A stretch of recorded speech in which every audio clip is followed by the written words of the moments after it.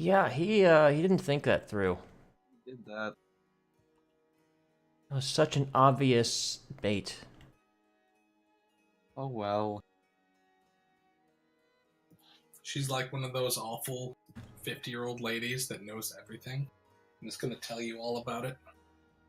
Except it's a guy.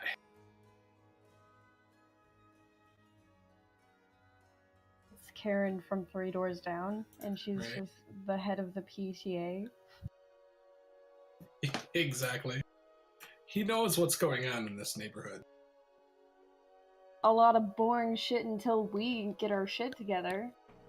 He's And over it's gonna here. be a rager. He goes around the corner and peeks through the window of the carpenter shop. Oh my god, why? Why is he pervin? So last time, apart from Bree getting arrested, what else did you guys accomplish? I told the punched a ghost. ghost. You didn't punch a ghost. We just told him to go home. You did that, or you tried to. He was too ghosty for you.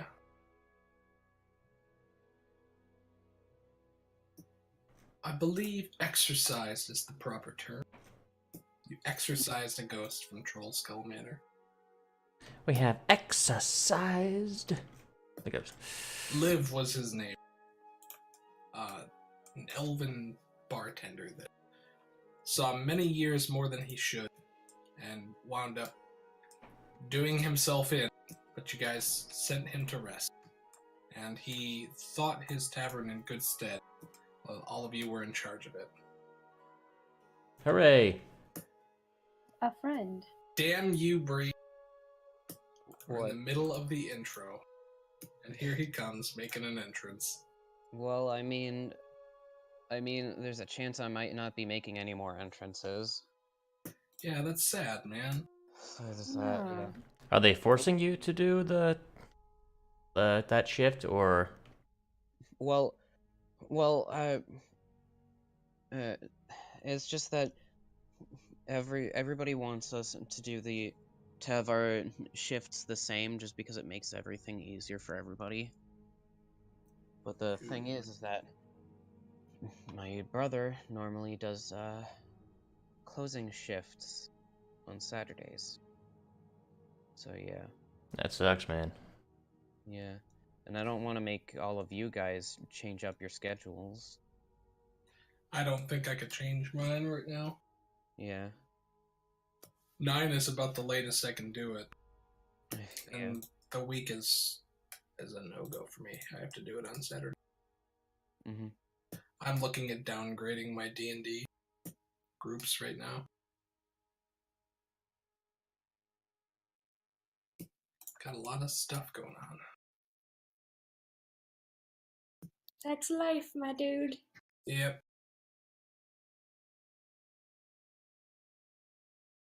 So how are you guys doing?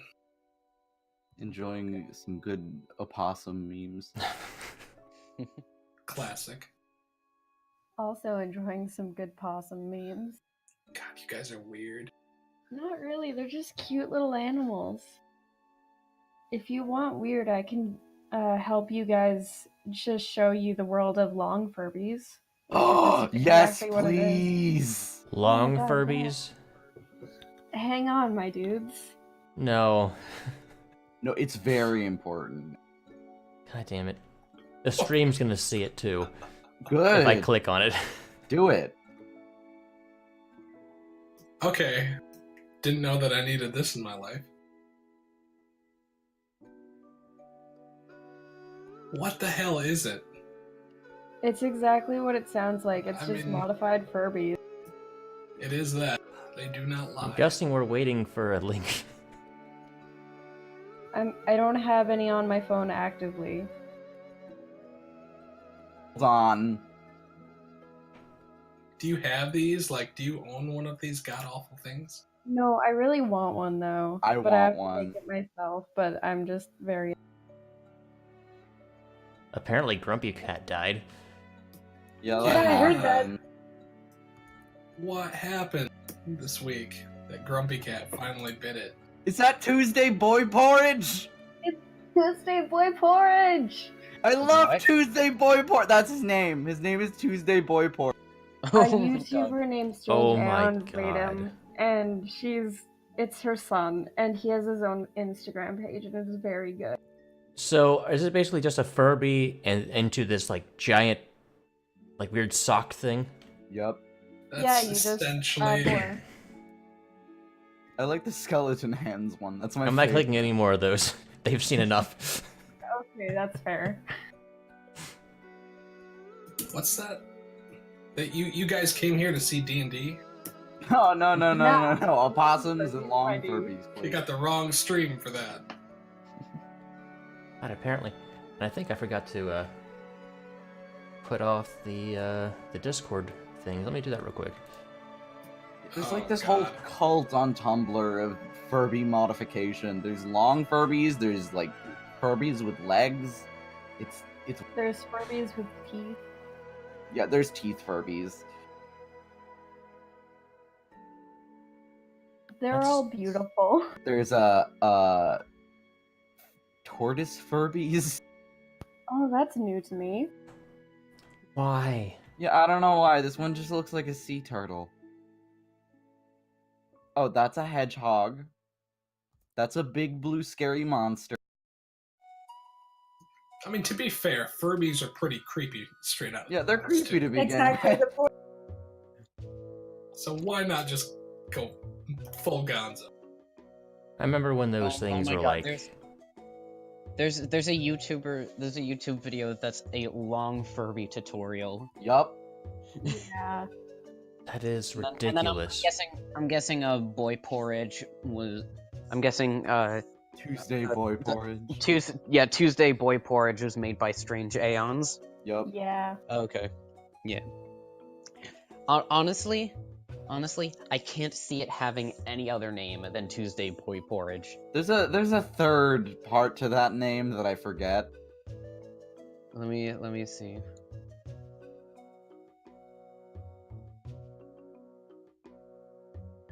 God, this is weird. Tuesday boy porridge. All right, so yeah, I thought it would come up with some No. things of actual Tuesday boy porridge, but what I got was Cursed: The Astonishing Story of Porridge's Poster Boy. segueing Nice. The from independent.co.uk. transitioning from long Furby, similar as it is to D&D. Last session, you guys got into some hijinks. Wound up taking Troll Skull Manor back from the ghost. In the process, you drew the attention of Emic Froon, real bastard shopkeeper, tavern keeper from down the way. Fucking Ooh. dickhead. Decided to come over and make his opinions known, and in the end got accosted by Grace, who smacked him upside the face and had the guards called on him and got taken away for assault. Yeah, good Great, job, Kevin. Mallory. Hey, no problem. It's what I do. Froon was then Gone. hastily sent on his way by an army of angry glances from the rest of the party, and that's kind of where things were left to lie. You did meet a man named Melanor Fellbranch, a druid in the Emerald Enclave, who claimed that he was on a task of importance and wanted help hunting down some strange creature that was at work killing things in the Cliff Ward. Similar to the task given to Gozra by her patron god when she prayed during the morning's rituals in her temple. Come to find out, there are undead things slinking around in the outskirts of the city, much to the chagrin of the farmers over in that direction, and she agreed to hunt them, as her job title describes. Right, what's Bellanon Farm That's the one. is what I have written down. So, I guess as the curtain opens, you're all sitting around the table in Troll Skull Manor, now one short and kind of wondering what to do at this point because your path leads in multiple directions. Grace, in the afternoon sun, as it sets towards evening, you are kind of dragged along through several blocks through the city streets And make me a perception check. As you do this, they open the door to one of their guard outposts, and you see a staircase down to a holding cell. They strip you of your goods, your weapons and many accoutrements, and your cloak of many fashions even, as well. And they fold them up haphazardly. It's painful to watch. And toss them into a chest off to one side before locking you in and shutting the door on you. How dirty is this chest? If you could be ever so kind as to place my cloak in my bag. No. The guard captain is a mustachioed man, 9. a dwarf. Nothing stands out to you as you dragged along. But then make a persuasion check. Okay. He's holding your cloak in his hands, and he looks up at you as you grasp the bars and ask him. He says, fine. He folds it over his arm and puts it into your bag, and then locks the chest shut. And then you are dragged along down the stairs and pushed into a cage. I smack bitches, John. It's what I do. There's a young man in the cage already, bloody from what looks like a street fight, but his clothes are that of nobility. He looks to be about 15, 16 maybe. He gives you a look as you're tossed in the cage, but then just pays you no mind after that. Goes back to licking his wounds, metaphorically. Rolls his shoulders and looks like he's going to get some rest against the walls. Well then, what happened to you? He cocks an eye open at you as if it's difficult for him to be bothered.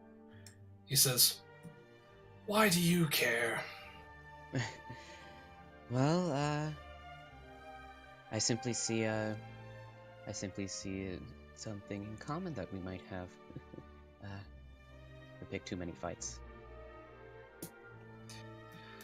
Well, that's the difference between me and you common rabbles, that I usually win mine. Oh, please. Don't test me. Do you have a name as such? Fighter? Mallory stands and does a large bow.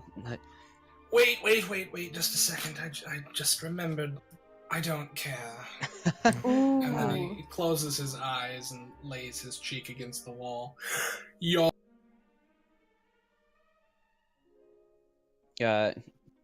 Mallory takes out a small handkerchief from his pocket and tosses it to him. He looks at it and he kind of like picks it up with 2 fingers. And goes, and then he looks at you inquisitively. Oh, right. Oh, yes. He dabs it against a spot on his... And then he makes like he's going to sneeze in it. And he goes... spits and just kind of like tosses it aggressively back towards you. It lands in a small puddle on the floor of the jail and says, "Thank you. But let's not make friends. I'll be out of here any minute. My family's coming to claim me." Oh, well then. You're one of those people. Well, for seeming to come from the up and ups around here, you certainly are an ass. Yes. Thank you. I try. Well, I can't say I'm not the same.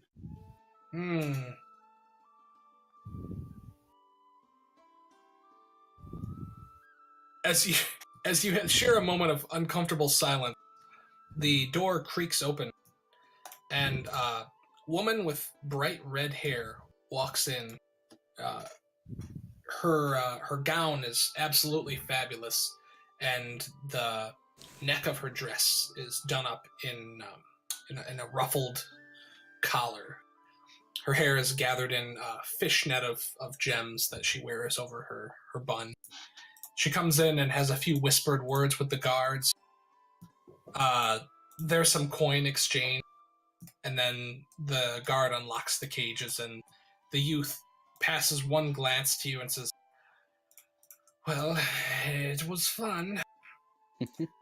Take care then." Hey, word of advice. The woman Nice turns around as you try and talk to the boy, and the boy just smiles, and she says, "I'm sorry. Was there some business you had with my family?" Oh, no, of course not. Then I will please press you to stay silent and stay out of our business, commoner. Next time you go to pick a fight, try not to get your teeth kicked in as badly. The boy just kind of like smiles and then like spits out blood on the floor as he walks away. Mallory flips him off. Mallory flips him off, just chuckling to himself. He's not even looking at you at this point. He's just got like one arm around his mother's waist, and he hugs her close and says, "Why, thank you, dear." She says, "Greth, so help me if this happens again. I'm not coming to rescue you this time." And then the door closes as the couple leave. The guard captain kind of like strolls over to you and says, "You there? Try to stay out of trouble. What was that? Stay out of trouble." I try. Really? Sometimes. Admittedly, not hard enough. What are you guys doing in Troll Skull Manor while this is all going down? He seemed like a nice kid. He was well adjusted. So, what time do they want us to go to that to see the undead? Because apparently it's dangerous at night. Yeah, it just comes out at nightfall. Whatever's been happening has happened after dark. Is that when we're supposed to go? Did that one guy tell Well, us? we could head over in the morning and then like kind of do some information gathering and then wait for it.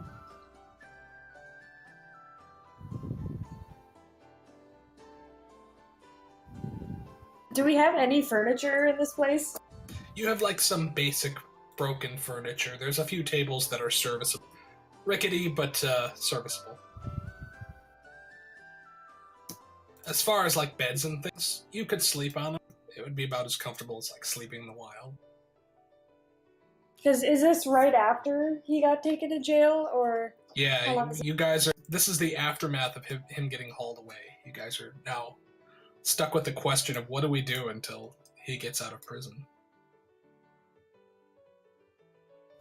How much do you think you're going to need me?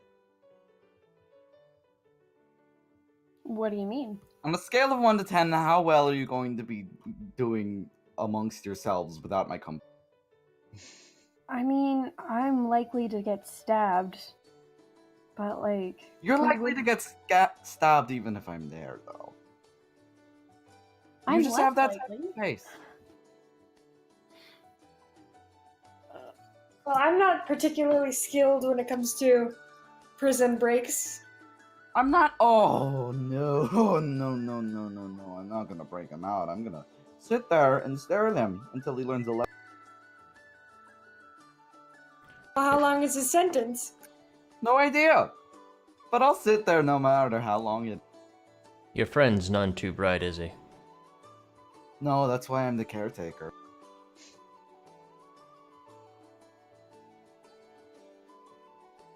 Min is upstairs at this point, hooting to himself softly in his new room. Aw.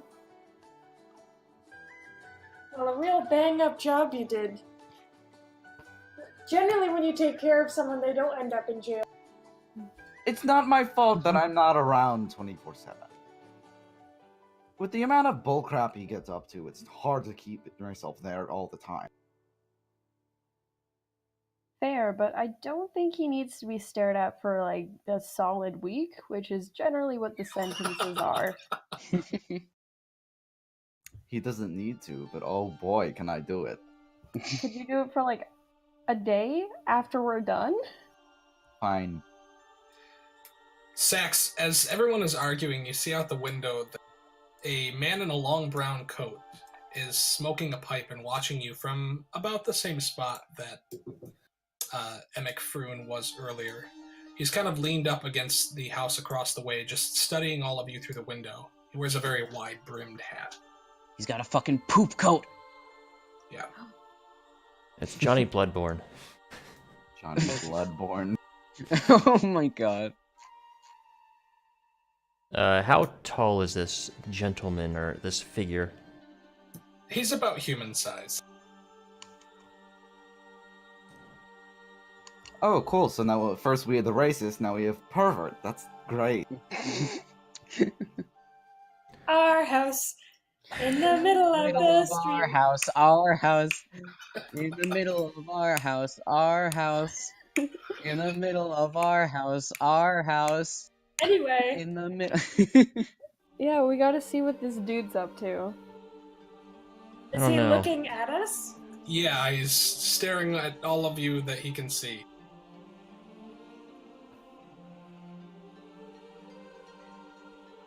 He looks like he was trying to be less than noticeable, but he's not particularly worried that you've spotted him. If we ignore him, he'll go away. Just don't give him any treats. He'll follow you for the whole day. Raylana's gonna go to the window where she can see him and just kind of like gently lean on it so she doesn't fall or break it any more than it's broken. And she's gonna look at the dude and be like, "Hey, what's your deal?" He nods his hat towards you and kind of like gestures with his pipe in greeting. Milady. He says, Oh, gross.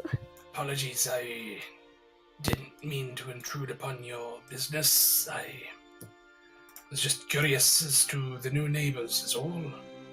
Oh, sorry for being a bit rude. Our friend just got hauled off by the guards, so... I saw that. I notice a great many things within the city. It is my job, you could say. Huh. I had a hunch. Oh, sorry. No, it's fine, it's fine.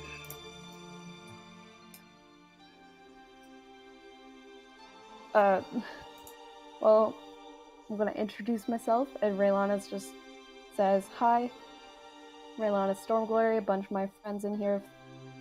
You can come in and introduce yourself to all of us if you want." I'm not one for social gatherings. I prefer the least amount of interaction possible. I just thought I might proffer my services if you had need. I am Vincent Trench. There is a shop down the way. The sign on the door reads "The Tiger's Eye." I am a private investigator. If you have need of such, I am happy to be of service. Welcome to Troll Skull Alley. Thank you. If we ever do need your services, we'll come a knockin'. That is good. Enjoy your evening, Raylana Stormglory. He heaves himself up from his position against the wall and puffs one last time on his pipe and then dumps it over on the cobblestones. Then he tilts the brim of his hat down across his face so nobody can quite see his features, and then begins slowly, hands in his pockets, making his way back towards a building to the west. Nick Valentine. He is very much a Nick Valentine type character. Also, I fucking love how his last name is fucking Trench. Yeah, he has a trench coat, right? Yes, he wears a trench coat. Absolutely. Fucking, oh my god. Think about a noir detective and a Fantasy cowboy noir. and cross those, and it's kind of what you get. Well, I'm into that. I remember the first, so I just wrote down Trench, P.I. That's accurate. Where's that wind on your trench coat coming from? The wind follows me wherever I go. No, it's literally he has a cloak of billowing. Alright, and what was his name again? Vincent Trench. Okay, Vincent Trench. Vincent Trench. Nicolas Cage.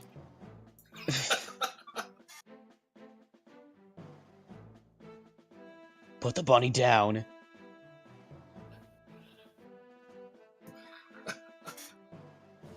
I can dig it.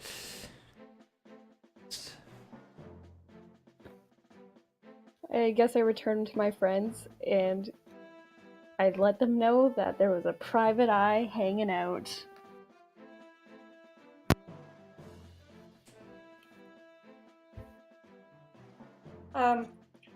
Gazra looks at Sax and it's like, do you think you'd need their services? Are you good enough on your... We shall see. Alright. Don't exactly have, shakes the coin pouch a little bit. The funding. Well, if we get this place up and running, that could change.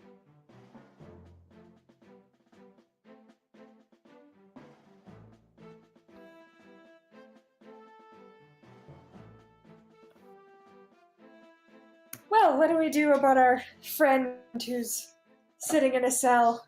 Are we just gonna wait for him, or I thought those that our neighbors wanted us to meet them like tonight or tomorrow or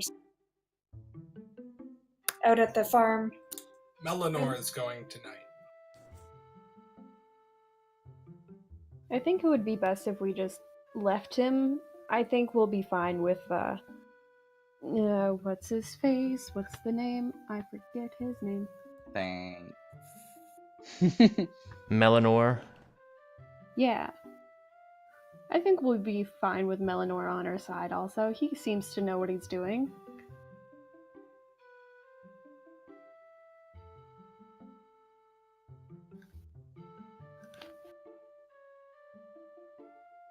Alright, well. Should we head that way, or are we just Awkward gonna... silence of people that have no idea who the fuck each other are. With a few exceptions. Yeah, that's right. I keep forgetting that.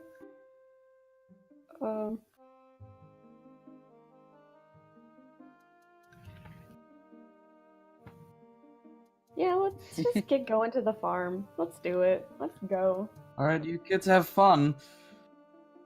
Are you sure you're not coming with us? Look, somebody's gotta take care of the twerp. But the twerp's in jail right now. I feel like he's pretty taken care of. They're not gonna do enough to get him around.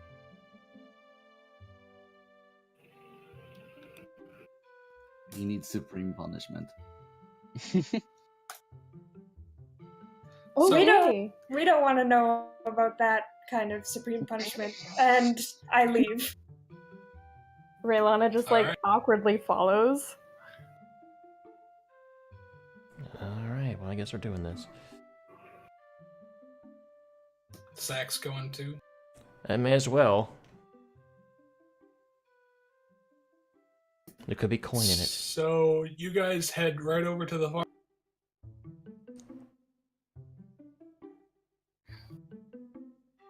Yeah. I forgot how the music bot worked. Give me a sec. Good job. The farm is outside town? Like just outside the walls? It's a pretty fair hike. It's like 2 miles away, but you'll have to go. Where's the nearest gate? Probably... Oh, jeez. The north gate.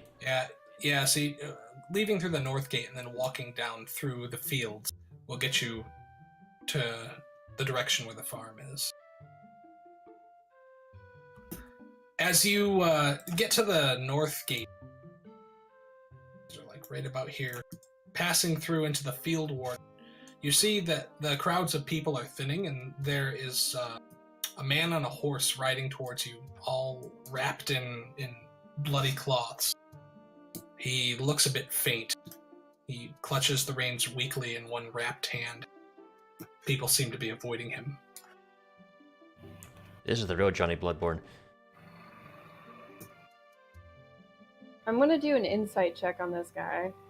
Wait, or a perception check, just to see kind of what's up. Okay.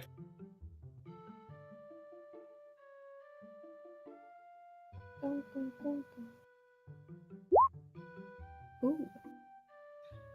As you're like kind of studying him, you can see that there is a painted symbol on like the kind of like the side of his torso where his bandages are wrapped around him underneath a cloak. He coughs at the same time that you notice it. You hear the sickly, wet cough of disease as he rides towards the north gate. You realize that you're looking at some sort of diseased man that is being shunned by the people around. The horse is fine for now, but from the way he looks and the way people are keeping up his way, it appears to be at least a little bit, what the hell is the word I'm looking for? Contagious? Is he like a That's leper? that's the one, contagious. Yeah, he's a leper, yes. That is exactly what I was looking for. Okay, that sucks. Really nothing we can do about it in our current state. Yeah. He's a weeaboo and nobody wants to catch it. Yeah. He gives you kind of like this sidelong look, and you can see the bloody skin underneath his eyes as he watches you go. There's like a 1,000-yard stare. As you pass him by, he kind of like makes a motion with his hand in greeting, but you can tell that it's causing him pain to do so. He kind of just slumps over and holds onto the neck of his horse and coughs again as you guys go around him in a wide stride. And the guards at the north gate let you through, no problem. You look to be citizens of Waterdeep, so they don't stop you for anything. You're fairly normal folk. And Normal. you head out.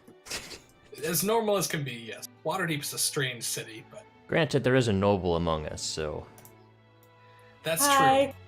They would probably nod to you in greeting, but wouldn't really stop to ask you your business. There's probably some of the guards folk that wouldn't identify Gazra as a noble because of the way she carries herself. She's a lot stranger than most of her noble family. Like, she's easy to mistake for just a regular adventurer as well. But anyone who is knowing about the peoples of Waterdeep would probably recognize you. One of them nods to you as you pass through, and they open the large wooden gates, and you are led out, or you walk out into swaying golden fields all around as the sun bleeds over the Fascination. water to the west. Beyond the vast walls and the towering pinnacles of the Temple District, the Sea Ward, the sun goes down closer to the crystalline waters. Overhead, several griffins fly in towards Castle Waterdeep and the mountain at the base of which it's nestled. The Sky Cavalry, their lances shining in the sun. You make your way out into the wider world. Meanwhile, there's a knock on the door of the jail cell, and in walks another tiefling. The guard captain turns to you as you enter and says, "Halt! What's your business with the city watch, boy?" Oh, he belongs to me. "Quiet, you. You've caused enough trouble around here." Alright. He belongs to me, if anything. "Will you be paying his fee, then?" Nope. I'm just here to watch. "Well, this is not a zoo, boy, nor is it a hospital. There's no visiting. This one will have his punishment made out to him, and justice will run its course. You can go back about your business." Oh, I'm afraid that justice is not true when it comes to this type of situation, my friend. This one is quite a troublemaker, and the only way I've found to correct him is with great shame. Make a persuasion check. Shame! Shame. I'm blind. I can't see anything. Where's persuasion? There it is. It's alphabet. Oh. 9. 9. He kind of gets up in your face as you go to enter through the door. Cudgel in hand, he's like thumping it into his open glove, and he says, "Shame works wonders, but you'll not be passing it here. Go back to your home, and once he's released, you can shame him there on your own time. I've got business to attend to. I don't need any of you folk getting in me way." Good luck with that.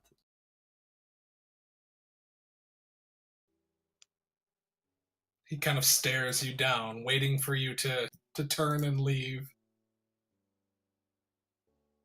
He just incredibly slowly takes some very small steps toward the door, staring at Mallory the entire time, giving him an absolute death glare. Iridius, listen to the man. You don't want to get yourself in trouble too. After all, aren't you supposed to be the role model? I shall see you soon, my sweet. And with that, he leaves. Yes, of course. As you turn, you nearly bump haphazardly into a man standing just outside. And as you stumble, you hear, oh my god, Glory, I'm so sorry. And there stands Renair Neverember clad, a different suit of near perfection. I've changed my mind, I'm staying. He puts his hands on your shoulders to kind of like help you up, help you to your feet, and he dusts you off and says, "Please, you'll have to forgive me. Well, it's been quite an evening. I was on my way to Troll Skull Alley to meet with all of you. I saw Grace being led away in chains. What happened?" The brat got a little too mouthy and then a little too handsy with a particularly problematic citizen. Well, I can't say. I mean, as one of the harpers, oh, I'm sorry. I should not. Please forget. Good job. And then he kind of like realizes the uncomfortable situation that he's put you in. He says, I was here to pay his fee, and Oh no, you're not. I've got money to spare. I thought perhaps since I was No, I don't care about your money. I don't care about you and your relationship with my companion. He's just not getting out, and I'm not letting you take him out because he deserves punishment. Would Mallory be able to hear them from where he is? Definitely.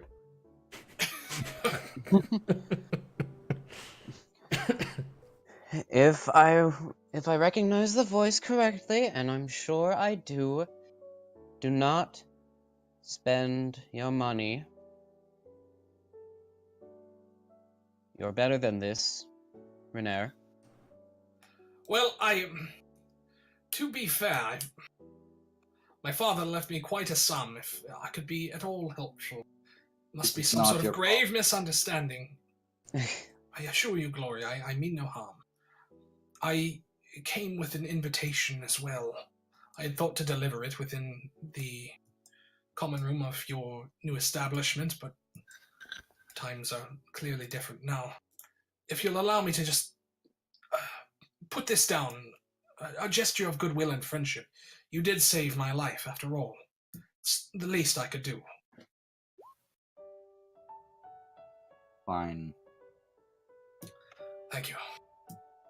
He passes by you and goes into the guard. They share a few words, and the guard says, "Pay his fee? Well, Master Renair, this won't be the first time." Renair says, "Please, Master, I assure you it's fine. He's a good man. He just is having a bit of trouble acclimatizing to the city. Wouldn't be the first time." The guard kind of like gives him this dead-eye stare and finally says, "All right, so 1,000 gold." Renair counts out 10 platinum coins, passes them over. Just 1,000 10? gold? Oh my god! You mean 100 platinum? Better you than me. Yeah, 100 platinum, sorry. And then Renair kind of like comes outside to stand next to you, Glory, as the door is shut. the guards come up and keys rattle in the cage as Grace, you are released to freedom. The guards hand you over your supplies once more, your weapons and clothes. And the captain looks at you as you go and try not to be provoked. Second offense is quite a bit worse than the first. Oh, believe me, if anyone's going to be provoked, it's going to be me, because... I understand. No, say.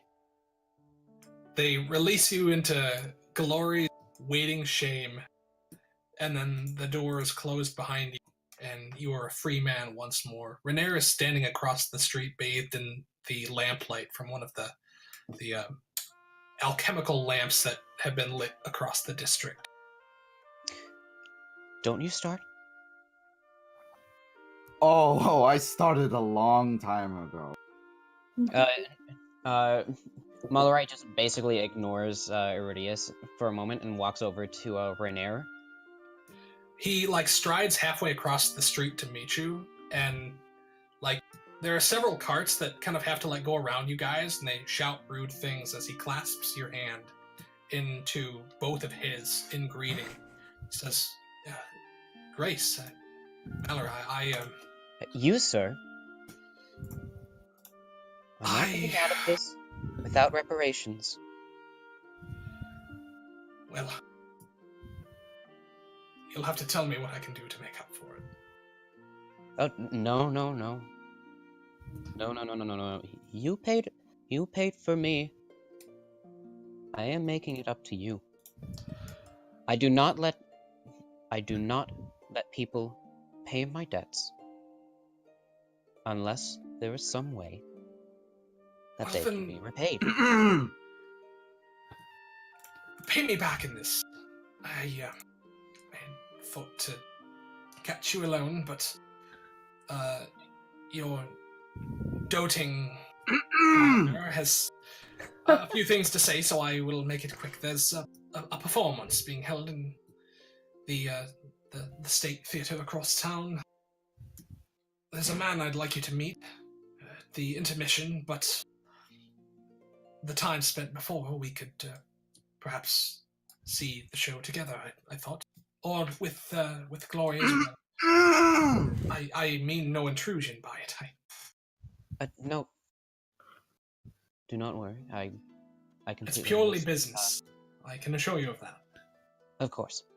I will. Harbor business. He leans in and whispers. Yes, of course. Being at that type of business, I shall see with my. Gloria's still trying to cough, but he's totally out now. His throat has just given out. I shall see with my partner, and I shall get back to you on that. Yes. Please do. The sooner the better. Of course. You know where to find me. Just stop by my manor and leave a message with my servants. I'll find out about it sooner or later. The show is in 3 days' time. I look forward to it. It's rumored to be a grand opera.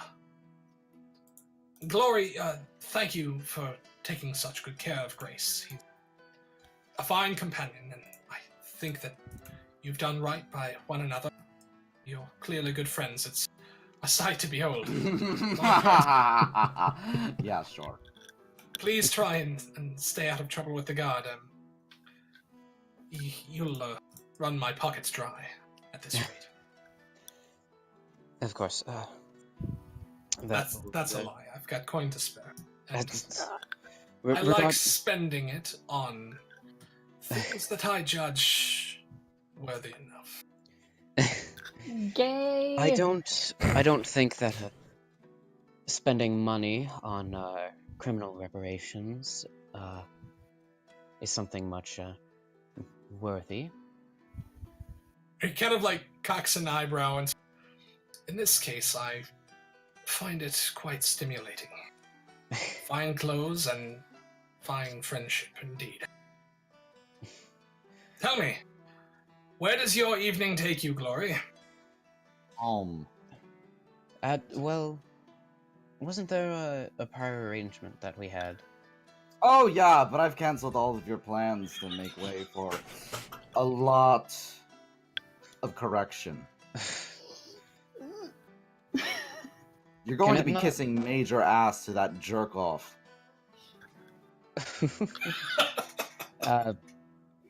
Yeah, no, I will not be. Rainier bows. Well, whatever the case may be, I shan't keep. I'll send a proper invitation to Troll Skull Manor as soon as I can. Look forward to it. I do very much appreciate this gesture. He bends double and kisses you on the knuckles and says, "It was good to see you, Malarai. Take care." It was nice to see you too. He walks away and then mounts a white steed and kind of like flips his cloak over one shoulder to reveal riding gloves and knee-high boots, his rapier glimmering at his belt, and then he kicks the steed into motion and nods at the both of you as he rides off into the sunset. Of course he has a white stallion. Oh, I love him. He's such a gentleman. Come now, White Lightning. Oh my god. That's the actual name, it's canon. Wait, Oh. fucking really? No, but it is Okay. now. Oh my Good. fucking no. It's gotta. Nice. So, the rest of the party at this moment is trudging south through farms and fields as darkness is descending. Roll me a D100. Who's in the lead? I guess I'll be, because I probably know this area pretty. It is your thing, so probably, yeah.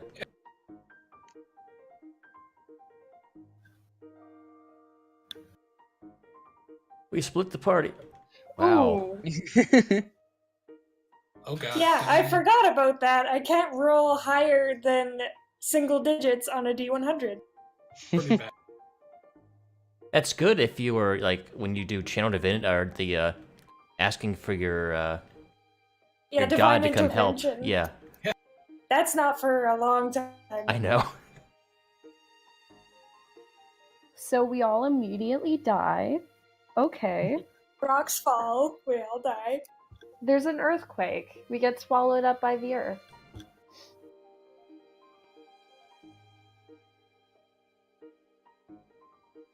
Giant 10 cube jellies come out and dissolve all of you. Oh no. So, you see a half-elf approaching.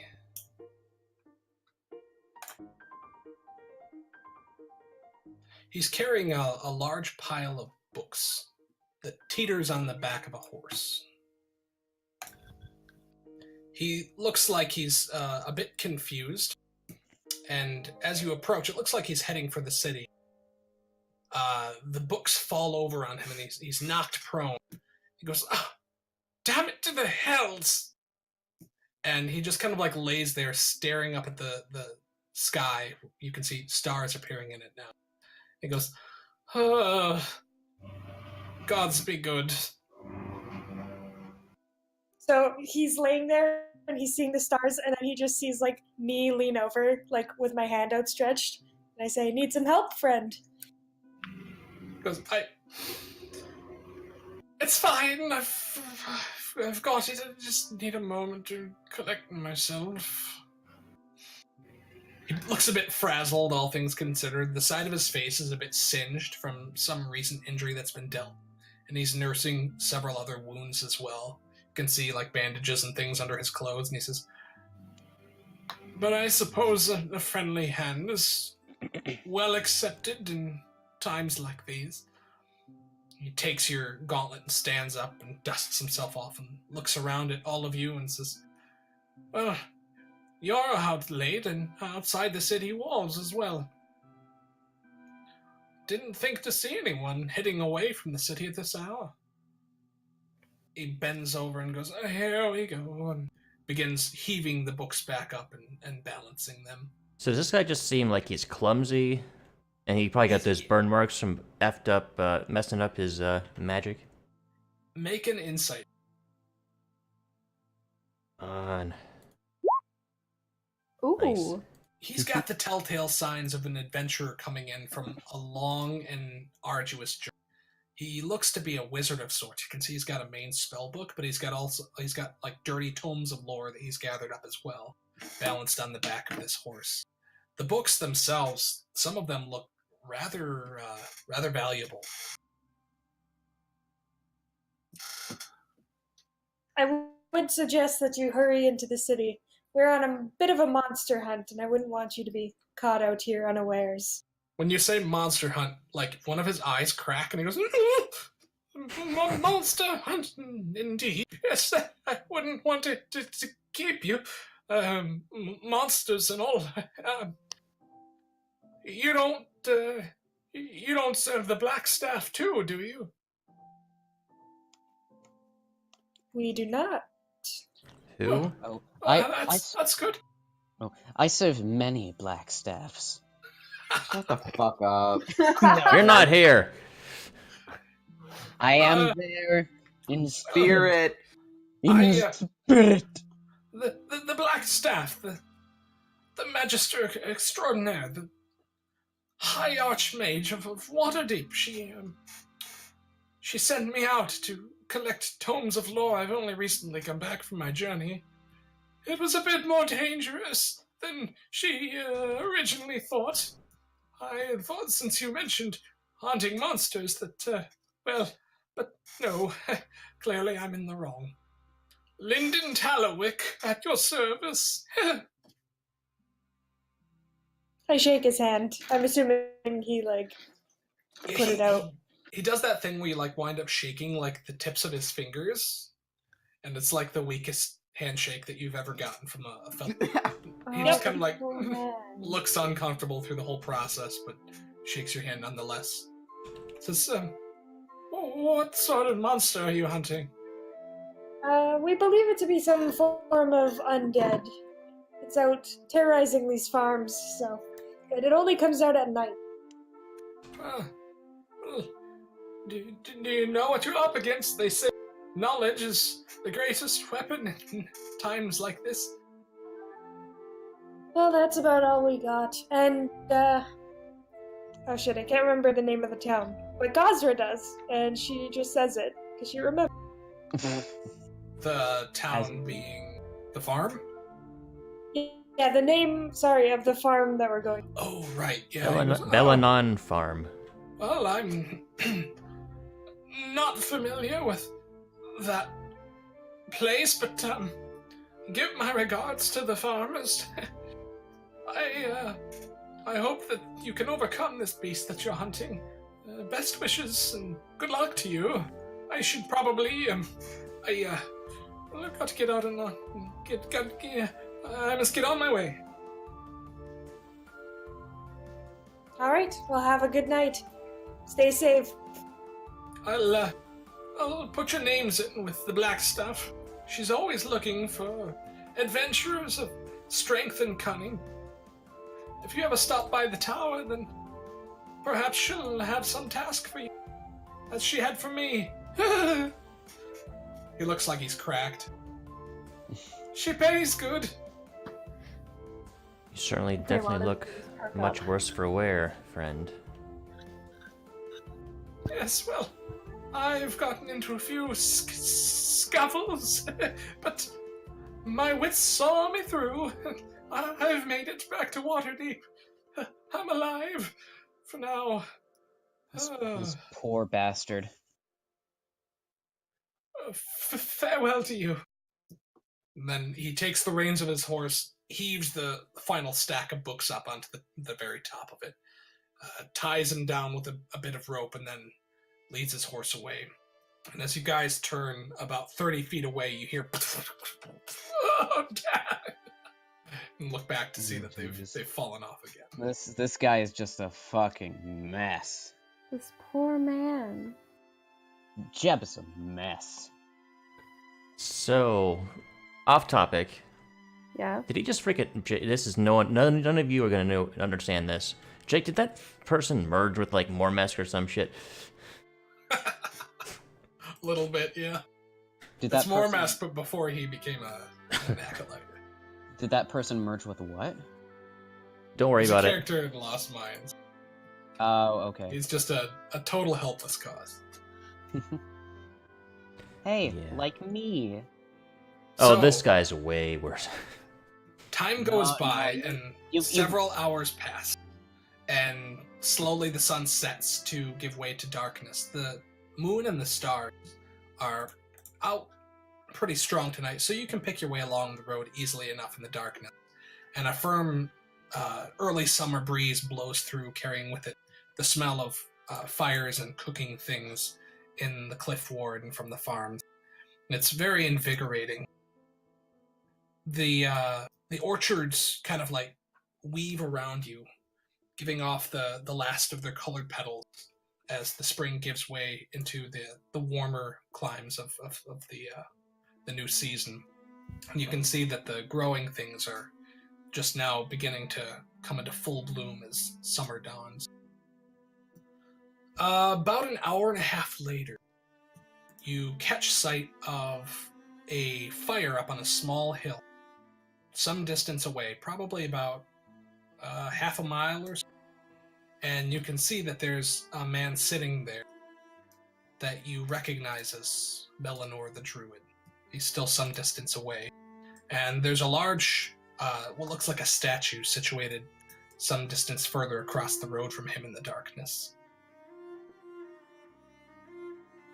Man, we must have good eyesight to recognize him from that distance in the dark. Well, it's not too dark out, and he's like sitting near the fire, so he's illuminated by. Well, we should probably approach him, go talk to him.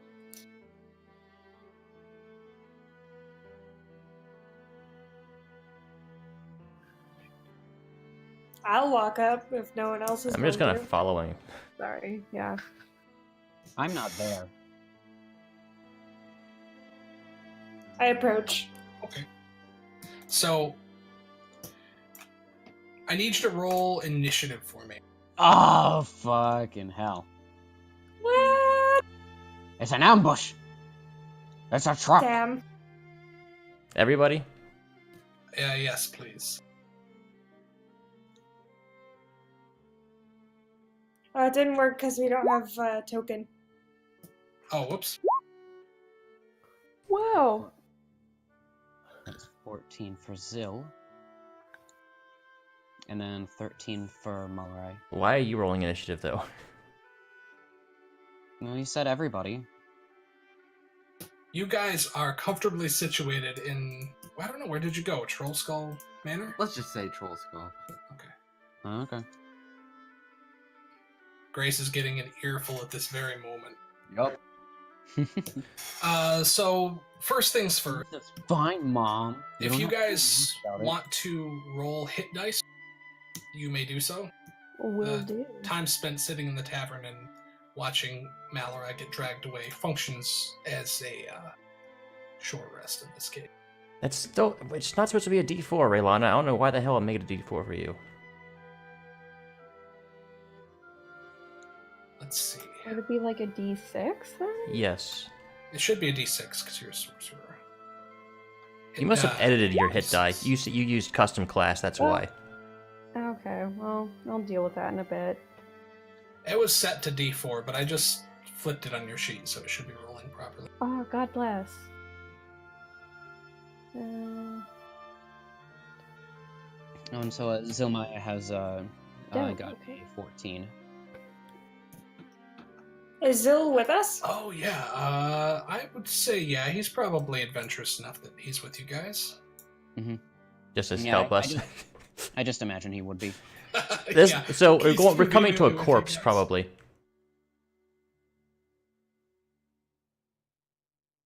That or this guy's a fucking vampire. Or both. Fine. He's a dead vampire.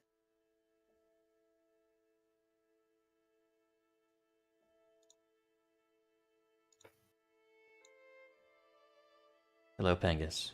How are you? Okay, what am I doing here? Zill any is of on us the doing, board. really. Gozra, Sax. That's a good. All right, so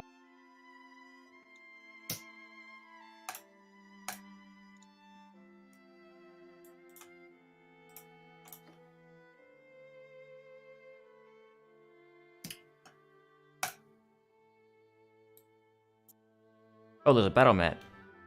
yeah. All right, let me do this then.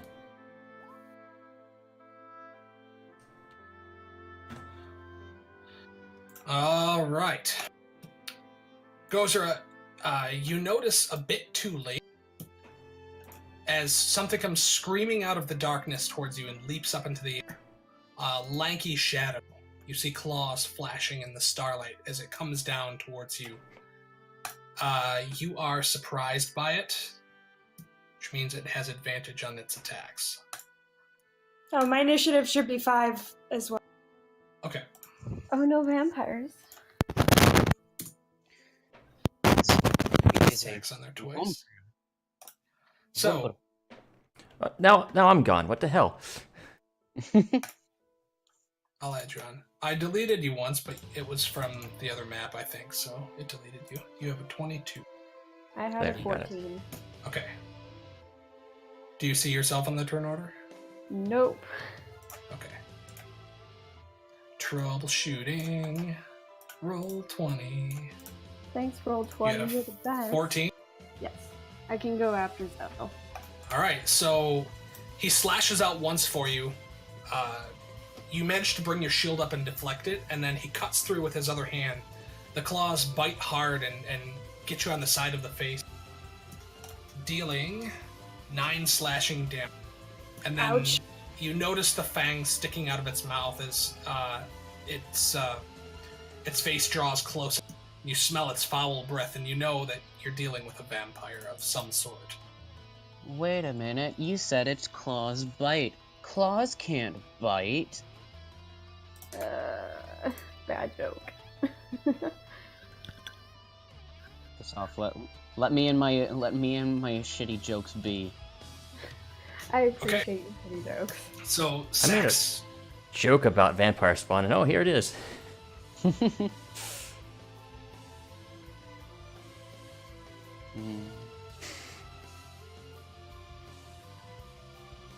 Sax, you're up. I'll move Okay. right here and take a short sword hit. You hit.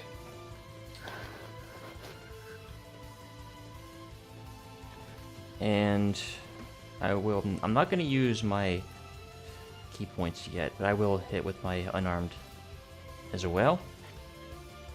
Would miss. Yeah, that's a miss, unfortunately. Your short sword kind of like sticks into him like you've slashed it into a tree trunk. Yeah, they resistant. Zilmaya is up.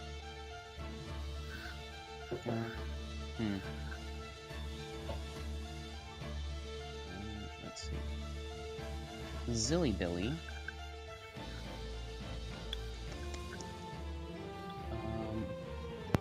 Cast. Vicious Mockery. Basically,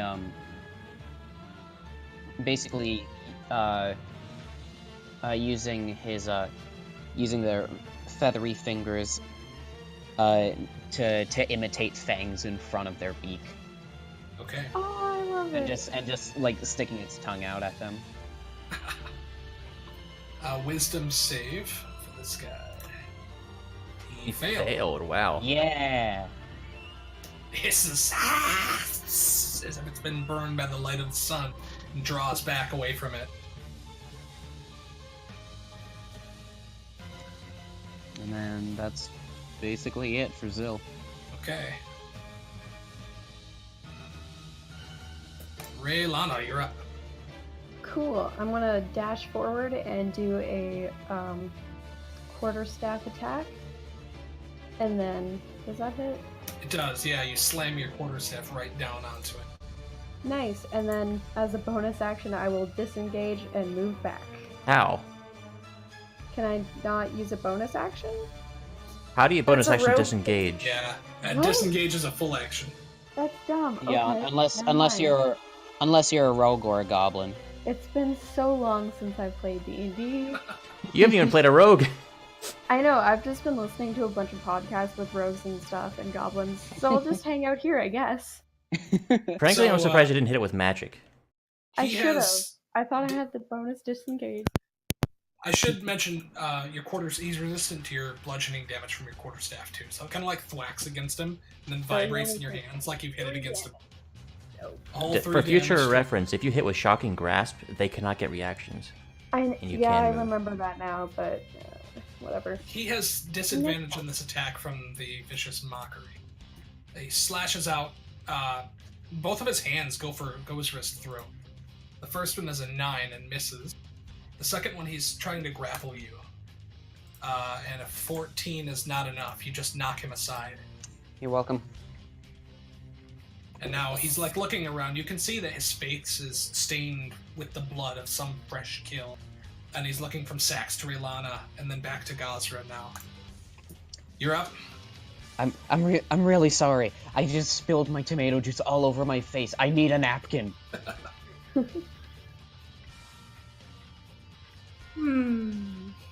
Spellcasting is new. Do a spell. There's like a pulsing hum at your waist as you reach down to clutch your mace.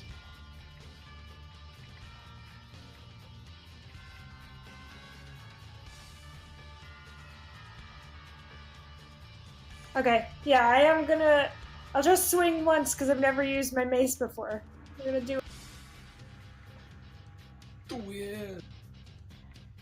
Wing. You strike the vampire.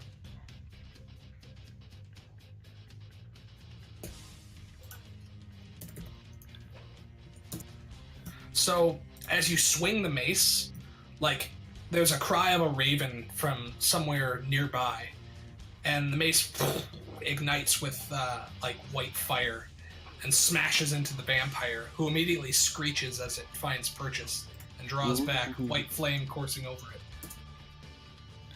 You look down and you see that it's just like thrumming with power, and the end of it has taken on the form of a large black raven with wings spread. Ah, shit. That's fucking cool. Caca, motherfucker! Would you like to do anything else? No. Okay, Sax, you're up. So you're essentially just slapping it with a giant metal bird. Yes. That's the good way. Alright, let's do same thing. Let's flip around here. Fuck. You stick the blade into him, but it does not manage to pierce through its flesh. Flurry of blows, and I will like jump up, like kick him in the face, then elbow him on the way down. Alright. So you like use the tip of your sword to launch yourself into the air, and then you hit him twice with your foot and your knee. He gets knocked back against Gozra, shoves him off. He's still burning from the holy. Total of, can't do math today, 13 halved. Yeah, 6. 6.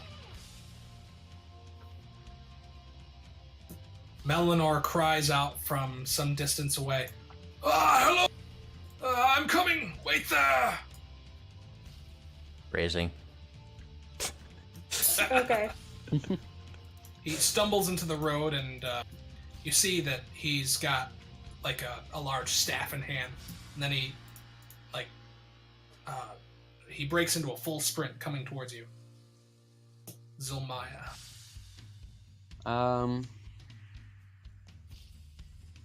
This spot right here, that's like a wall or something? It's a lined path. Oh, okay. Yeah, so Zilla's just gonna run up because they wanna get up close and personal, just like everybody else, and is gonna stabby stab with their dagger. After noticing that everyone's stuff doesn't do any freaking damage to it. Nobody said Zill was the smart one. Like, hooting like an owl, he's got the dagger in his claws, and his wings flutter as he comes up and just sticks the blade down into its chest, but it doesn't go in. 5. So 2 damage from that. Relana, you're up. It's me. I'm gonna do a shocking grasp. Ooh. Yeah, that connects. So the energies course through your hands as you reach out towards him. Jet of lightning crackles between. Takes 7 lightning damage from that. Okay, nice. Now can I scoot backwards? Yeah, he can't take reactions, so he doesn't get an opportunity. Cool. I scoot. He scoots towards you. Oh hell. I don't want that. Sax, Alright. you can take an attack of opportunity. Fuck yeah. You hit.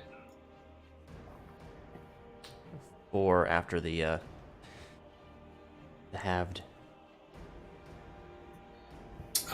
So he jets toward, and his claws come up to entangle around your neck. Oh. He's trying to don't want grapple that. you. Yeah, that goes. So you're grappled, and then he pulls you close and leaps up, puts his feet on your chest, and bends down to try and sink his teeth into your neck. That is fucking bad touch. Bad touch. You take 9 piercing and 3 necrotic damage, and the rest of you see like dark energy course through Raylana's neck like blood, and instantly Raylana's her looking eyes rough. turn black, and you are still grappled by this thing. Okay.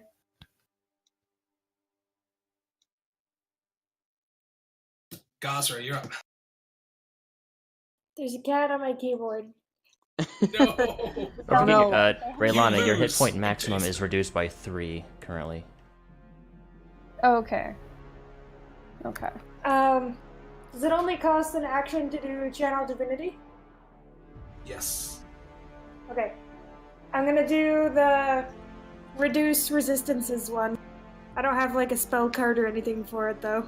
Right. So, what does this look like?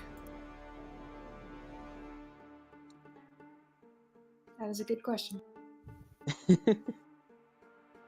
I like point my mace toward it, and there's kind of like an energy sucking away from the vampire toward the mace, and like the bird kind of like catches it. Nice.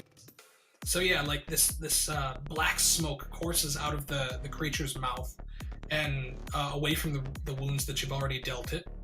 And as it gets sucked out, it swirls around the end of the mace. And then Gazra just like stares through the black smoke, smiling at this vampire, who now is like on the ground looking around at his arms and body as blood begins to just instantly flow freely, and it spurts out and begins dropping to the ground all around. He looks confused and suddenly in a lot more pain. Well, that's powerful. Sax, you're up. Take that, bitch. That's fucking powerful as shit, by the way. Hell yeah. How is that a thing? It's custom. I know. Jesus Christ. Yeah. Again, another 8. That's the third one I've rolled tonight. Oh no. So the creature just backs away in its confusion, and you whiff hard. Then you leap towards it and smash into its face, and you can feel it give underneath your attack, as it hasn't yet. For actual 6 this time.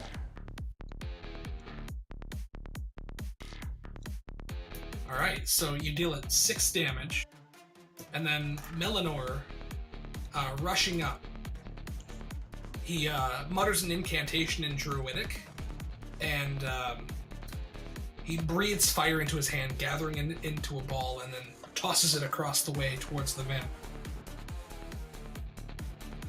It kind of like rolls against the ground, missing the vampire. Oh. Was rolling that a away in fucking- between you. Was that a fucking produced flame? It was. He produced Oh. flame, but he didn't produce enough of it. Aw, BB. BB whiffed. And then he runs up as well. So Maya, you're up. It's okay. Don't worry. It happens to everybody. Zilmaya saw that the stab didn't do as much as they would have wanted, and he's gonna go for it again to get more stabbing in, because he knows that wasn't as much as it should have done, and he wants, and he's getting flustered. He does not connect. No. Like, for a moment, the fire blows through and he has to step back to avoid. And then as he strikes, the vampire has already moved away. Oh no. Rielana, you're up.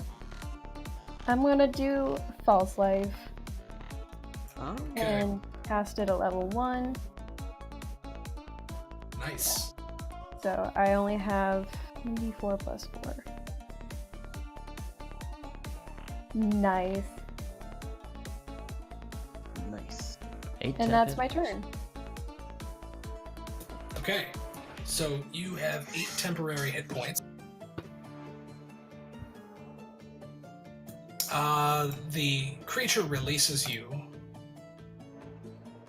And he's gonna try and jump over Gazra to get away. So he moves in this direction. And he's disengaging as well. So with one Okay. great Damn. leap, he soars up into the sky over your head in a naturally high jump. You all like slash out at it, but it dodges through you, and then comes to ground right here, and begins like slowly backing away, looking to get as far away from all of you as it possibly can. But not yet. Gazra, you're up. Just gonna measure this distance. I'm just gonna fucking run at him. Nice. I'm gonna whack him with a mace again. Okay.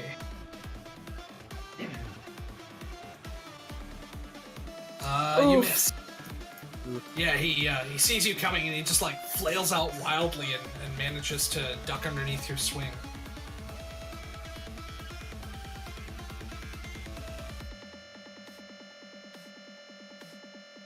Alright. Zoop. New speed. He's 10 feet faster than he was before. Use Oh shit. Harder, better, faster, stronger. Let's slash at the leg. Fuck. You miss.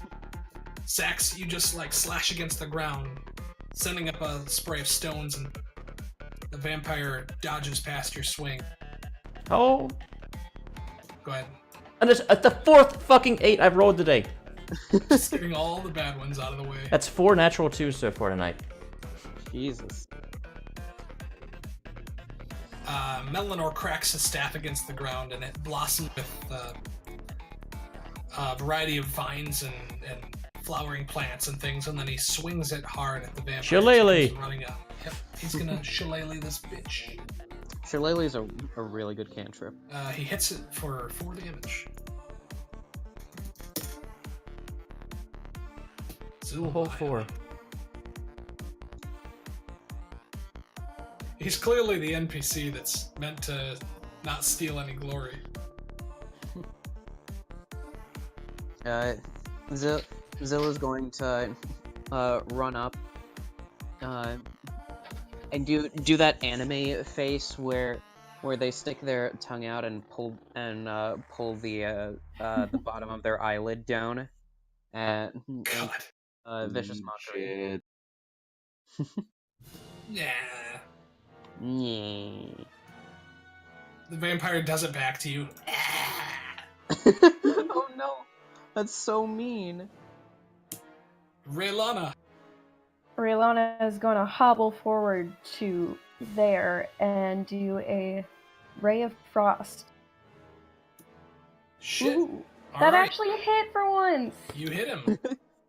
6 See, cold. slow now. Fucking roll 20 guns. Alright, we'll call that Ray of Frost. 6 cold damage.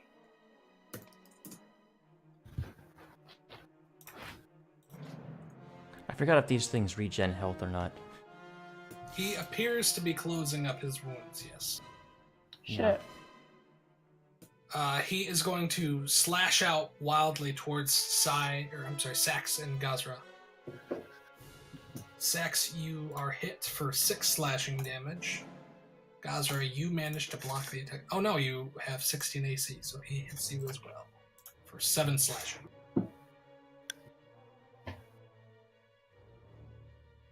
Rough. And then he's gonna back away. He's gonna get the hell out of Dodge, so he goes to here. But you guys can take attacks of opportunity on him. Eleanor is going to do so.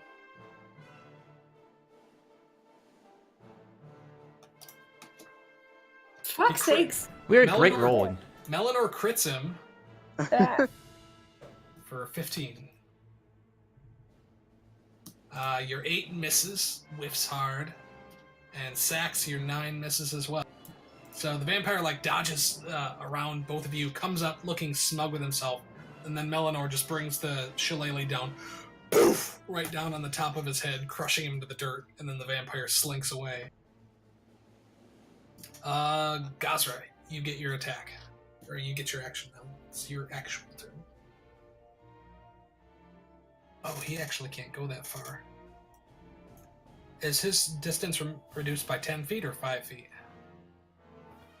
let me check. I think it's 10. I think it's 10 too. Yeah, 10 feet Okay. until my next turn. I'm gonna do Guiding Bolt, actually. All right. From there or from farther away? If I do Guiding Bolt, can I still cast Healing Word as a bonus action? No. I think those are both level 1 spells. Okay. Yes. Guiding Bolt. No, you wouldn't be able to do that. You could Then- do Sacred Flame and Healing Word. hmm Sacred Flame, everyone's favorite spell. Yeah, it never works for me. But It never works for anyone. Never yeah, seen it I'll do do that. Because one more hit and I'd be down, so I'm gonna Healing Word myself. And Sacred... This guy. Well. Okay.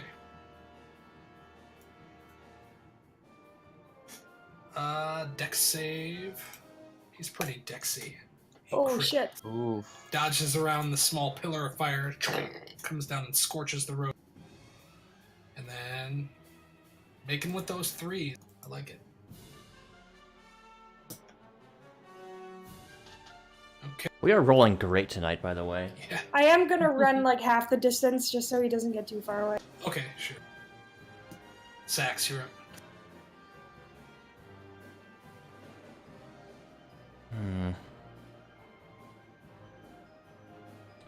Problem is, we don't have shit to deal with this. We really don't. I'm gonna just short bow him.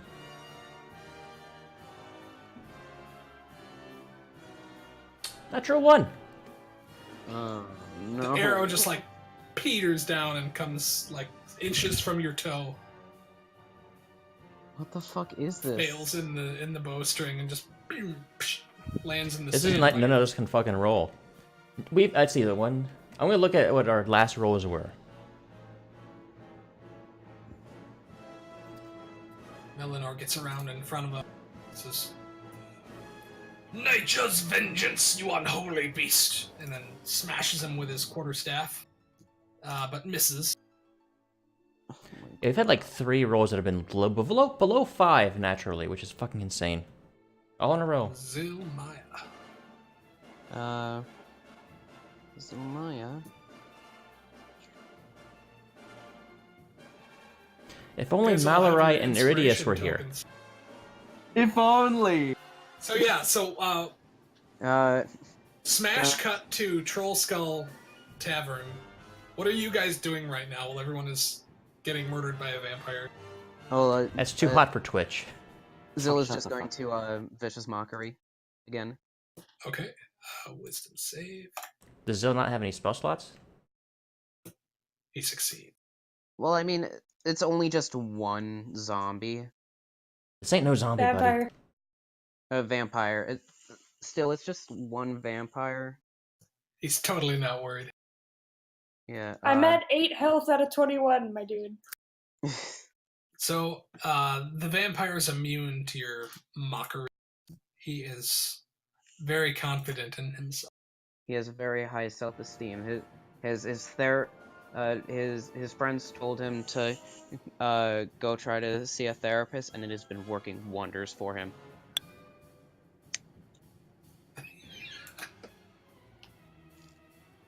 The therapist is a lich. Oh my god. He probably has full health because we haven't been hitting him with any radiant. Raylana, you're up. Cool, I'm very far away from everything. I don't know, Doc Lich. I just feel kind of dead inside. Dead inside, you say? Oh god. I have something that just might help. Okay, so I'm gonna move in front of Sax and also do another Ray of Frost, which does not hit. Sad. That one misses. Cool, and then I'm gonna hide behind Gazra. I hold out my Okay. shield to protect her. Nice. Wait, you have a shield? Why is your AC not 18 then? I don't know. That is a good question. Because you need one hand to cast your spells. Unless you have Warcaster. Or if her shield is her focus. That's true.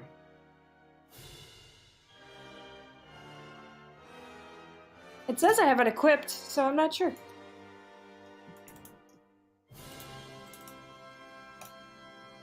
It doesn't automatically add it.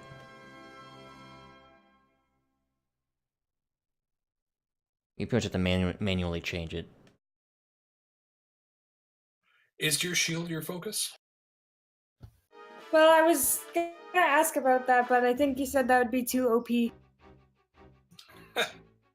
I think I remember talking about. I guess if your shield is your focus and you're disarmed, or if you have to like use two hands for an attack or something, then you wouldn't be able to cast spells without switching it. But I guess using a shield as a focus isn't outside the realm of possibility. So I don't know. Sure, so you can use your shield. I mean, like my gnome cleric uses her hammer as her focus. I don't even know how the hell that happens, but okay. We're getting off topic. Technically, yeah, it's We'll it's fix supposed it to be a thing like you use your focus to cast spells because Warcaster allows you to cast spells with a shield equipped. That's its purpose. But anyway, this guy, he runs past Melanor into this field here. Who swings out at him wildly, trying to knock him down. And miss. And as he disappears into the plants, you catch sight of him as he ducks down, and he's going to try and hide.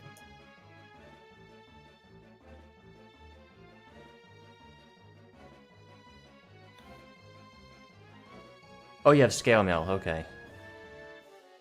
I thought you had chain mail. So he rustles through the plants, and despite his attempt to act stealthy, you can see that he's still in plain sight. He thinks he's hidden, but you all have a beat on him.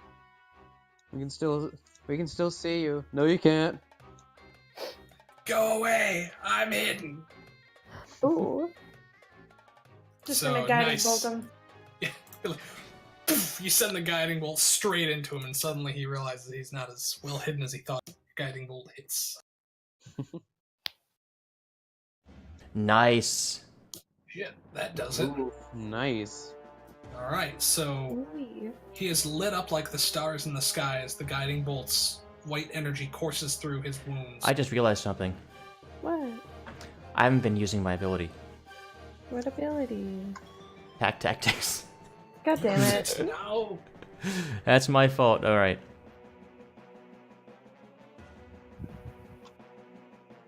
Short bow. With advantage, because I've been using my freaking token actions and not my sheep. Nat Why? 20! Oh, Yeah. Nice. you get him in one Aw. of his vampire eyes. So the arrow finds purchase.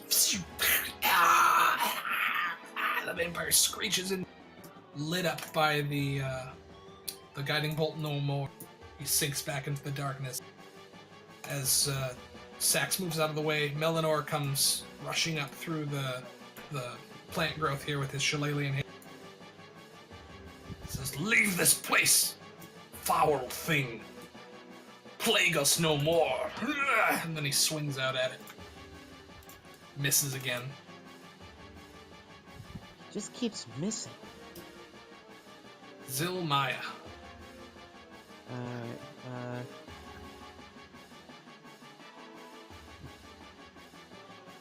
Run up, and...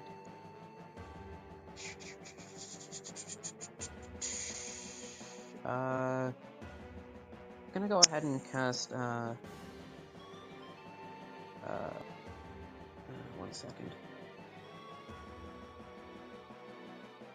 At least he won't regen this round. That's true. That was my last spell. Says, Zilmaya shouts out in a small child's voice. What happens when you get cold? Frostbite! And casts hideous laughter. Oh, God. Yeah. Oh, yes. He has Nice. to make a wisdom save, I believe. Wisdom save. Alright. Yes! What does a vampire sound like when he laughs? Horrible kitty. Yeah. I imagine that it's kind of like a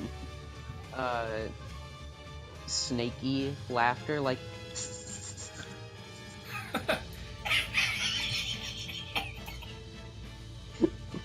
He's just like rolling around in the dirt.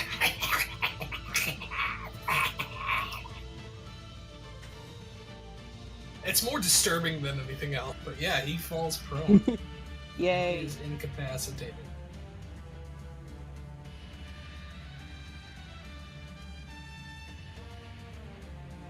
Alright, Raylana, you're up. I'm gonna move over here, and I can see him, correct? Yeah, you can see him. He tried to hide, but not so well. Okay, cool. Ray of Frost. Disadvantage. Oh, doesn't matter. Yeah, it misses. It gets caught in the corn on the way over and dissipates. So Oh, no. several of their leaves freeze and crumble away. Damn it. Okay. It's better that you didn't hit him. No. So he is Not the incapacitated. corn. He's still laughing on the ground. He does get to make a save, but Oh, yeah. He succeeded. Oh, yeah. he is still prone. You Yep. kept him here. Mm-hmm. So that's good at least. So at this point, the light from the guiding bolt fades as well. He's no longer suffering the effects of the radiant damage. Let's try this again, shall we?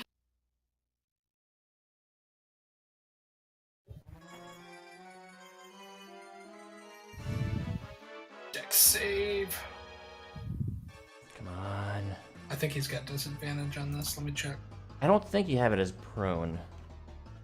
I was hoping he would.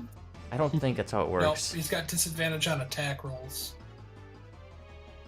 And attack rolls within 5 feet have advantage. Okay, so just a straight dex save. Ah, Ooh. Yeah, he kips out of the way. Okay, well, I only used like 10 feet of movement, so I'm just gonna run up and try to maul him with this. Alright, so Gozer comes running into the fray, her mace at the ready. Meanwhile, Sax, you're up. Yeah. Oh You wait, can't Sacred Flame do is that. an action. Yeah. Right. Sorry. Oh, 25's a hit. Now that you finally have pack tactics going for you, you'll probably Yeah. hit every time on the first one. No, that's fine. Flurry of blows. So the 9, 23, those both hit. Total of 20 damage. Yeah, alright, so he's looking pretty rough at this point. Eleanor has advantage. He needs it. He actually... He steps back and points at the ground. The vampire swats at him with disadvantage. Still manages to hit him for 10 slashing damage as he backs up. And then he brings his hand up, points at the ground, lifts it into the air, and draws his fingers closed into a fist. And as he does, vines and roots sprout from the ground around the vampire spawn. Ooh. To entangle him. So he's gonna do this here. Making some rough terrain, huh? He is casting Entangle.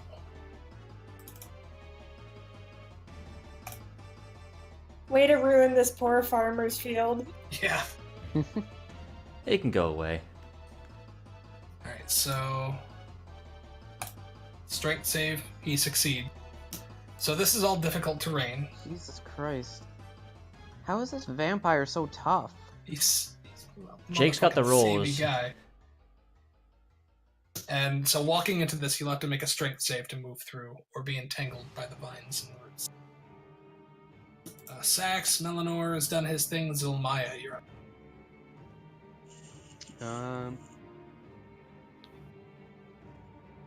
Zilla's gonna take a step forward and hug himself tight to like imitate vines wrapping around him, and will cast Vicious Mockery. God. Salt in the wound, man.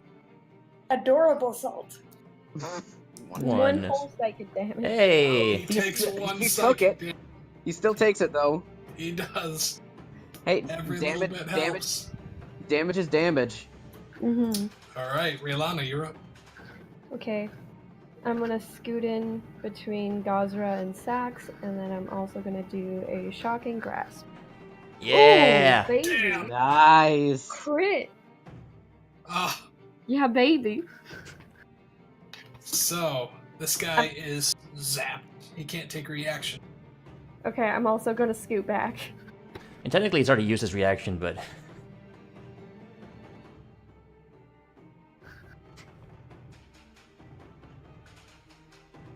Yeah, that's my turn. Actually, nah, I'm good. I'm good where I am. Okay. So he actually, the entangle is just on the first cast. He spends 15 feet to stand. He slashes out at Sax because you are just obliterating him. Nope. 12, he misses with that. And then he slashes out towards Gazra as well. You easily block that with your shield. And then he is going to try and back away, but he's in difficult terrain, so he's got 15, 10, that's as far as he can get. You guys Zill can take stabs him. Zil, Zill- Gazra, and Sax, you guys can all attack. Zill takes a Max damage. Zil hits with his dagger. I just said fuck you to your regen. I'm assuming 22 hits. It does, yep. 4 for the Zil- dagger. Zill does minimum damage. So Gazra, as you step in to swing at this thing, the mace lights up with the same white fire. And how do you want to do this? Yeah! Yay. Finally. Its back is facing me. Yeah, he's trying to get away, but he's like crawling through the vines and the thorn bushes and everything that have sprouted up around him. go for the legs. Just gonna like try and knock his legs out from under. So you swing the mace and it just smashes through his kneecaps, and both of the legs come clean off, the bony ends of them showing as they... The vampire falls face first into the bushes, and then you see one weak clawed hand reach up. He cries out as he tries to pull himself to safety, but then it goes limp and falls back down, rustles as it settles into the thorny bushes, and then the vampire is no more. Yay. That's a tough fucking fight without magic weapons and without radiant damage. Yeah, it definitely was. For our level, at least. Yeah, yeah.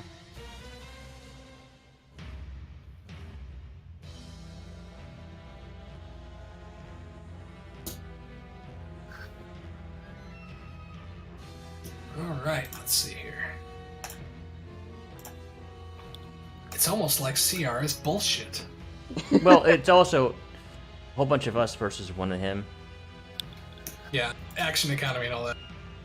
Yeah, but it's still... us not hitting and me forgetting my bullshit. It would have helped, though. A few of those hits still would have missed, because it would have been like an 8 and a 9. Melanor dusts himself off, and as the plants wilt away and the ground closes up again, he turns to you and slams his staff against the ground, and the shillelagh turns back into the walking stick that he carries with him. Says, "It is well of you to show up. I'm sorry that the creature got the drop on you. I had thought to see it when it came upon the farms once more. I had not thought that it would come out of the darkness to ambush all of you. You have my gratitude, and the gratitude of the Emerald Enclave." Well, you did warn us that it was dangerous, to be fair. I've not seen a creature like it come within the bounds of Waterdeep in quite some time. I would have had to travel far and wide to encounter something such as this. He looks down at it. Unnatural, unholy thing. Some sort of undead abomination. I shudder to think. Its presence here means dark things for the city. I fear for the balance. Generally, you don't see vampires come really out of their caves. Something must be stirring them. Where do you think its haunt might be? I fear that there may be more of these things. I'd like to investigate further. If you're willing, you're welcome to come with me. Otherwise, I'm comfortable in thinking that this perhaps is the only one of its kind. I can do this on my own, but with you at my back, I'd feel more comfortable. I'll be honest in saying that. We had a lot of trouble with just this one. I'm gonna try to take the trophy from it. I'm gonna try to take its fangs. Make me a survival check. 12. Ignore that.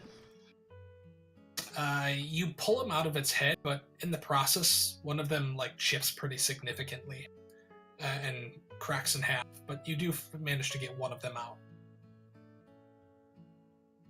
One vampire spawn fang. You know what would be cool? What? If you had gotten more of its teeth, you could have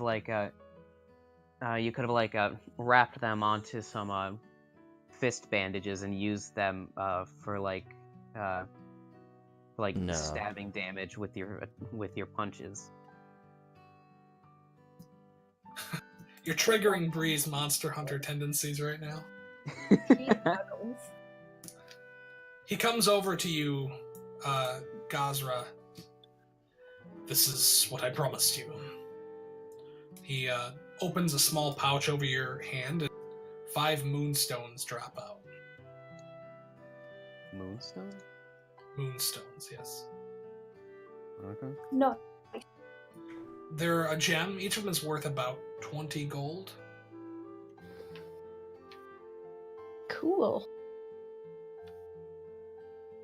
Crap, who's keeping track of is it a quartermaster this time? I You- think we're all just using the group loot.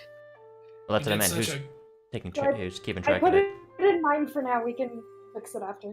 But I will say to Melanor that I would be willing to come along. I can't speak for the rest of the party, but it's kind of my birthright to. Well, not birthright, more like a thing I was born into doing. I would definitely be interested in helping. Well, you appear skilled at it. I'll be confident with you at my side. I had tracked the beast to this statue over here. The attacks appear to be happening within a certain radius. There appears to be some sort of undercroft underneath it. I set up camp, hoping to catch a glimpse of their comings and goings, but they must have slipped my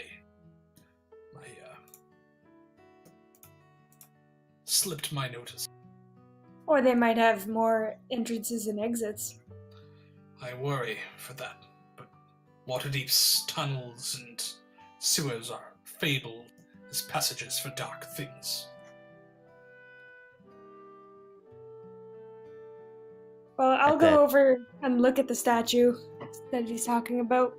It's a bit south of where this map currently shows, but it's a statue of the Raven Queen, a very basic shrine. The Raven Queen herself stands atop a small rock with her arms clasped in front of her, clad in a veil that billows around her. There is a small hole at the base of it that's been dug. Looks like something burrowed through there. You can see the scratching marks that look to be caused by the vampire coming and going. Underneath you can see some distance in, it turns to stone.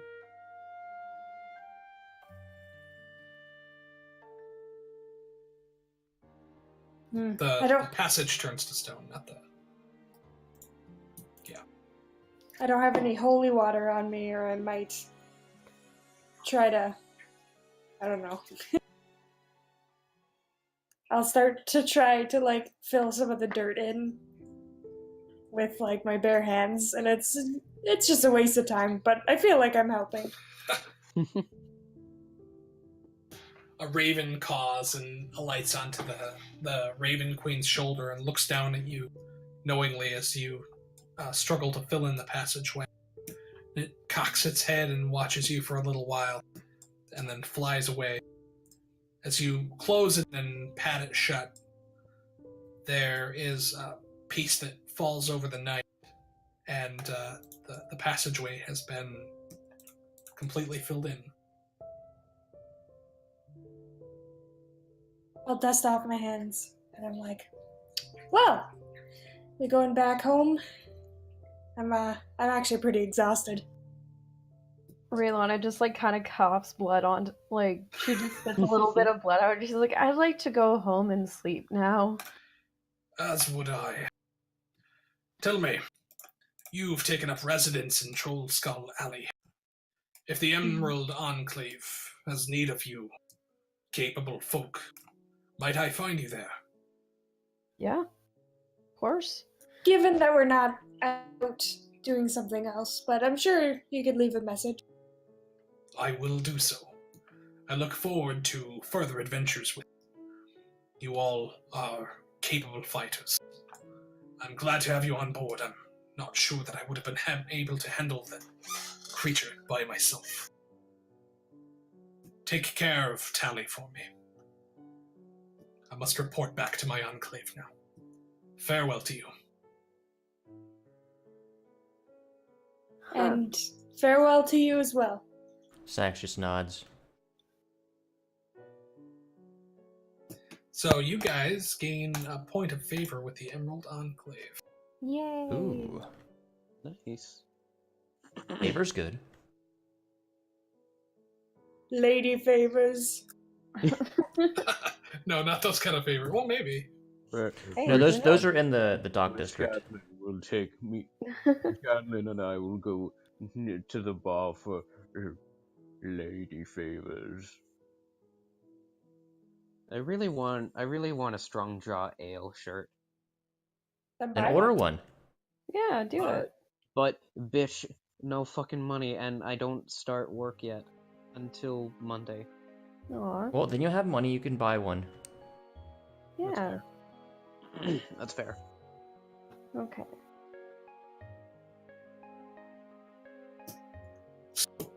Slogging your way back into town through the north gate, you pass by a spot on the ground where there is a bit of paper, like rifling in one of the bushes.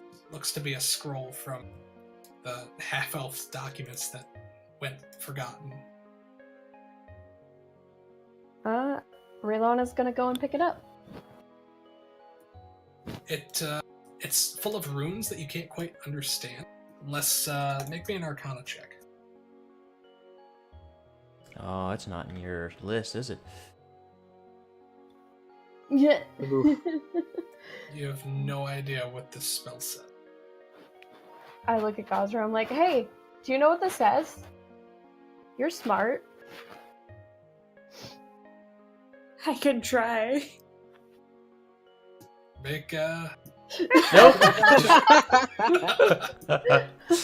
We're both dumb. She's actually reading it upside down. Don't forget, you guys do have those rerolls, and Raylana has an auto success. Oh, I do. I'm gonna use my reroll. Be my guest. She has an auto success this week. I do, but I'm not gonna use it just yet. And another Arcana. Nice. Hey. Hey. I What'd you passed roll? it. Yeah. I put it onto the board. Okay, so a 17. Like, Yeah. you just try harder. You squint at it, and you're like, ugh. And I the flip runes, it right side up. the runes shift and float and come together to reveal that this scroll is a very ancient piece of magic that was written by a strange man. You read the name off, and it sounds weird. None of you quite know what it means, but his name was Mordenkainen. It seems to be a spell of summoning of some sort, though you can't quite make out what sort of creature is meant to be bound when you cast it. Okay, that's cool. I bet my sister could read this too. We Yeah, need to I find bet out some more. possible. Perhaps there'd be some sort of award for returning it. Oh, probably. If we can find the guy, yeah. Well, he said he was going to be at the Blackstaff Tower, and I'm assuming he was going to drop these off with the Blackstaff. So, Gosrid would know the Blackstaff is home of Force Grey and the Grey Hand, which essentially is a cadre of like elite adventurers that have been picked from the City Watch and just from the city itself. Not Aren't all they- of them are like good. Some of them are actually evil, but they're all very, very capable. Some of them are quite destructive. Some of them are very lawful and careful in their business. All of them serve this archmage, Vajra Safar, known as the Black Staff, who essentially, like in this example, is like the leader of the Avengers. They're essentially the Avengers of Water, but they're all like higher up Can you adventurers. spell her name? Vajra Safar? Yeah, hang on. She's a young mage, young for her position, but she's been quite effective. She's taken up the Black Staff, an artifact of immense power, and is Archmage presiding over Blackstaff Tower here. She's completely independent of the masked lords of Waterdeep. She doesn't serve them in any way. She kind of like operates with them in the city to make sure the city stays safe. She's the one people turn to when like big, strange, weird, magical things go wrong. And she's the one that sends people to take care of the crazy problems that are way out of the city guard's hands. Let's see. So I'm assuming I know where the Blackstaff Tower Yeah, is. it's a pretty a pretty noticeable landmark. Out of character, I want to know what that freaking thing is, but Well, ah, Oh, she's cool. Yeah, she's a babe. I love her. Oh my god. Okay. Definitely babe material. She's a Yes. smart babe. New waifu. Just kidding. Yeah. Nerdy waifu. well, why don't we retire for the night and we can deal with this tomorrow morning? Yeah. So, what are you guys doing in Troll Skull Manor at this point, as the party makes their way through the north gate back to the alleyway to meet up with you? Mallory is in the cellar. Doing what? What you doing? There's a couple of barrels on top of the trapdoor leading down into the cellar, and Iridius is just reading a book. You guys walk through and there's like nobody to be found. Occasionally there will be a loud bang or a scream, a muffled scream being heard. I told you if you weren't going to be staying in prison, I'd imprison you myself. Well, no, Malarai would just be chilling in there. Yeah. He wouldn't really care. He knows how ready can be. what, so Iridius is using his thaumaturgy to just make those noises himself? Yes. No.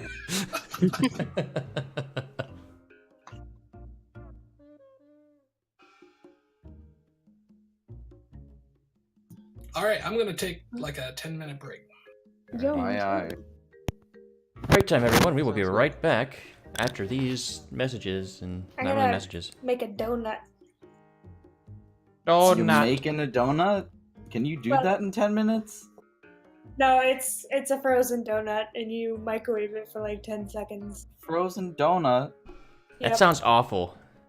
It's not super good. It's also gluten free, so like it's kind of awful.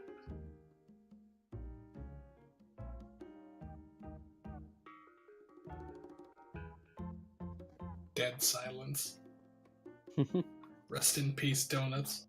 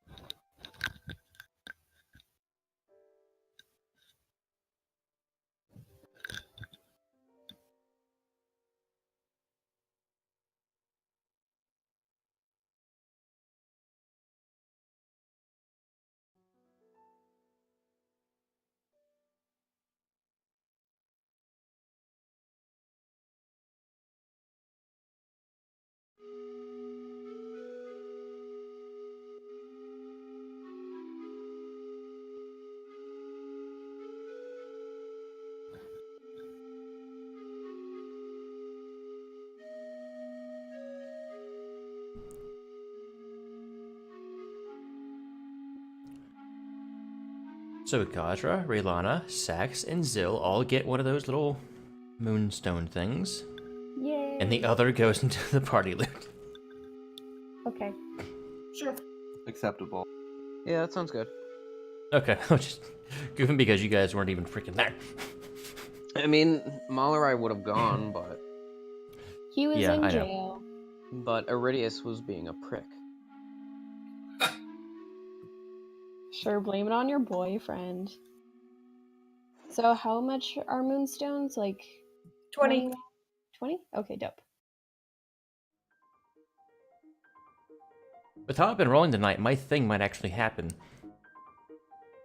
On rest. I'm very excited to figure out what your thing is. Mystery.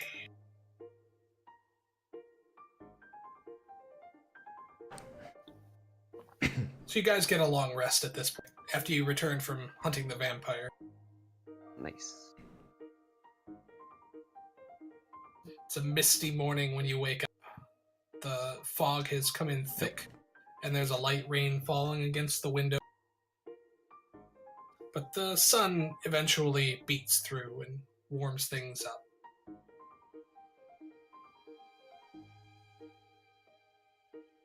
This is where I turn it over to you guys. You have a tavern. You have a city that stretches out before you that contains everything you could ever want. You've been through several adventures and have leads for several, and it's a good morning. Wake up and it might not have been comfortable to sleep through the night in the ruined Troll Skull Manor, but it's functional. So Maya's hooting softly in the attic. Looks like maybe Malarai probably didn't get much sleep last night. Mostly because he was being shamed the whole time and tortured. No, Malarai was let out of the basement. He just had to sleep under the bed. Right. He's just getting an earful all night long. Every time he settles down, just, you had to do it, didn't you? Basically, yeah. I know he's already been out for a long time, but you should just shove him back in the closet. Yeah.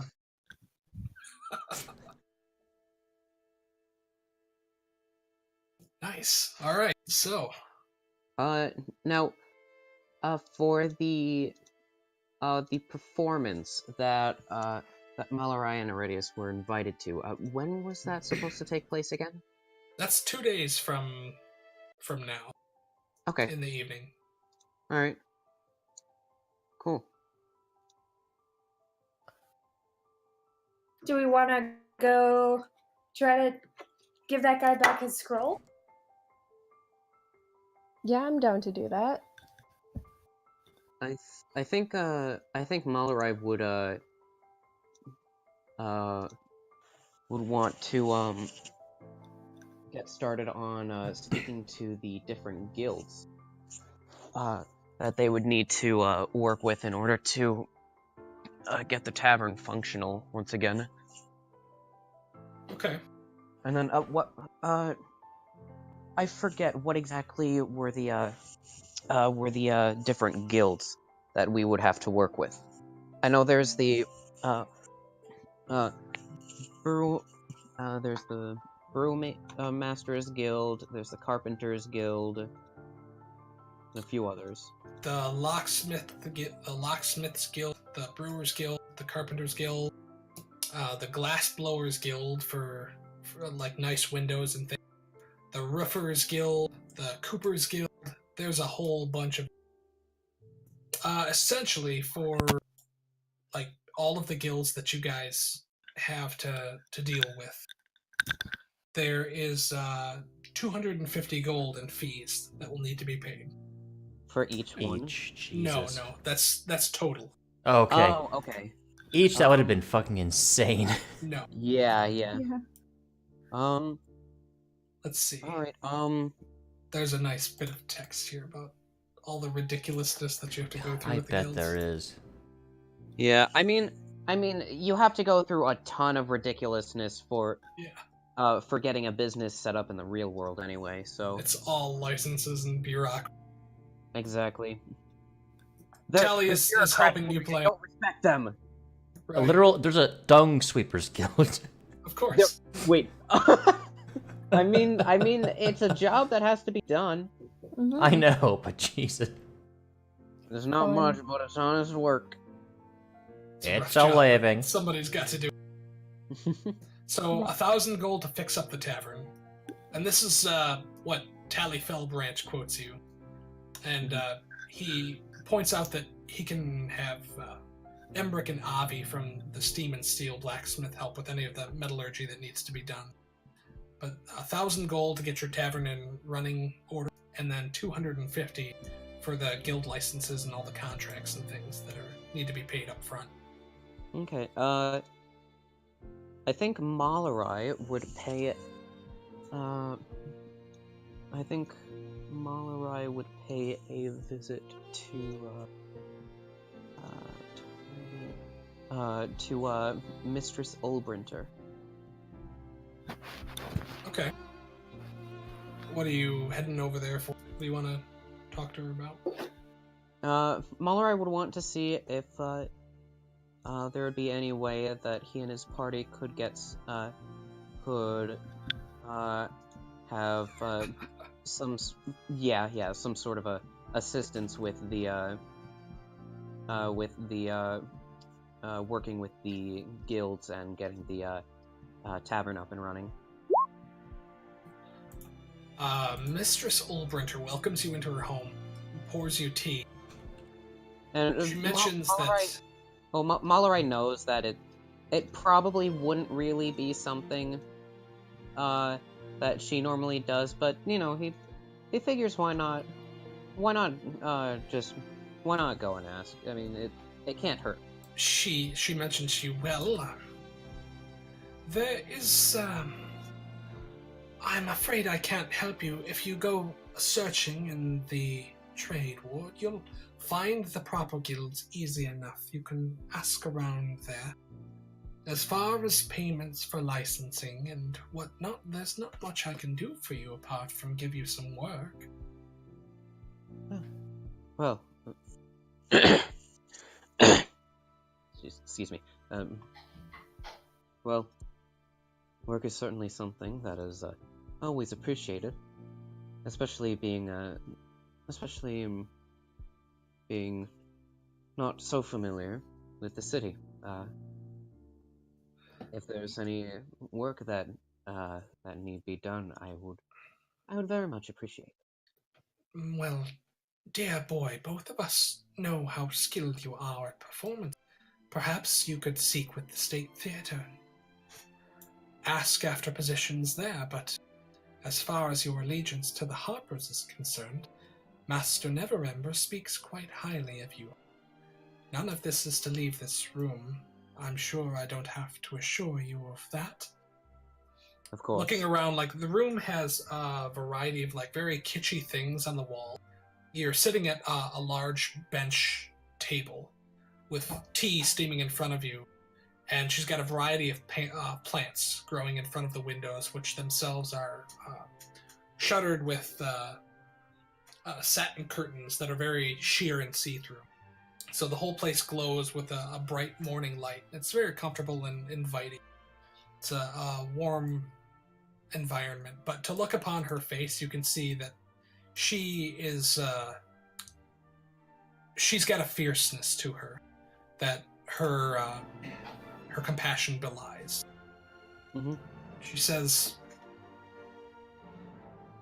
"We've heard that there's a Zentarum operative. We don't know much about him or his whereabouts, but there's a contact, someone who claims to have given him a ride. Interesting. One of the Dreys working in the city is piloted by Maxine. If you seek out this Maxine and ask her what she's learned about the identity of this Zent operative and bring me back useful information, then I'd be willing to part with a few coins. We'll say payment for this task would be best set at 50 gold. And of course, there'll be more important things for you to do if you succeed. The Harpers are always looking for capable spies. But of course. Well, I shall certainly see what I can accomplish. Very good. I very much appreciate this time, and, of course, the tea. You're always welcome here. It's been a pleasure. Mr. Neverember seems quite taken with you, Mallory. It appears you've made a firm friend in him.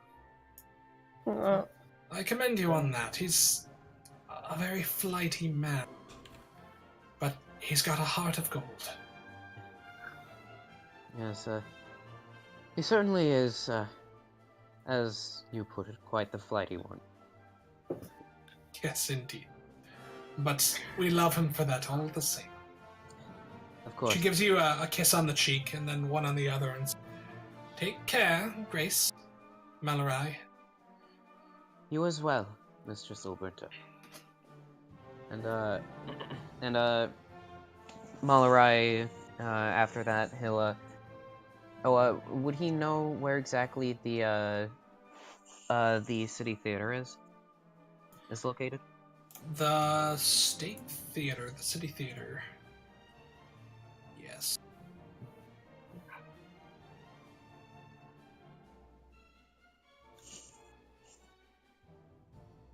Give me a moment. So much shit in this city. Yeah, there's a fuck ton of... So, it is called the Light Singer Theater, and it is a very high-end establishment in the Castle Ward. I think Mallory would make his way over there, and on the way, he would probably stop and do some street performances and interact with other performers, dance with other dancers, dance along to other street musicians, have a little fun, see if he can get some coin as well. Okay. So, as you make your way down through the city after Enjoy parting that from Old Brinter, vehicle. You're heading kind of down into guild territory anyway. The rest of you guys, what are you all doing? We were gonna try and return that scroll. I mean, Sex would have gone with him since he was there with him when they found it. Okay. I also would have, after that, I would break off to do something else.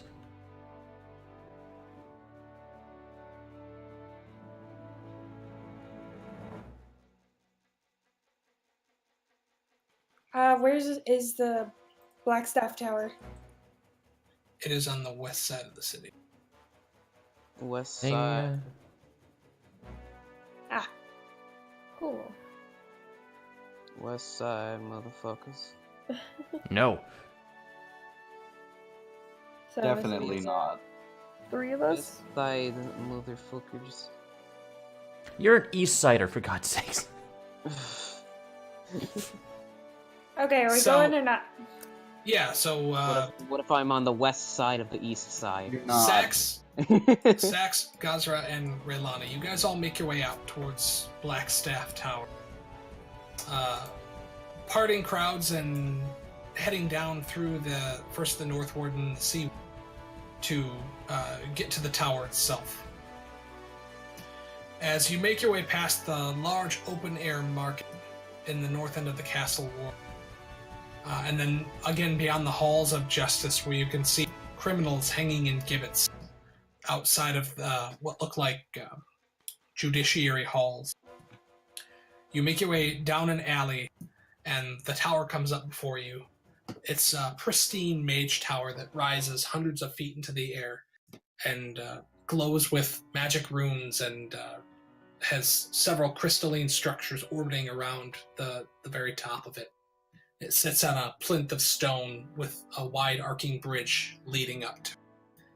And at the base of the stone tower, you see two large men with muscly arms.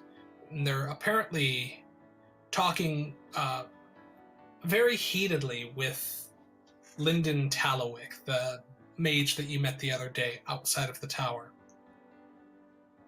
They appear to have kind of like cornered him against the wall.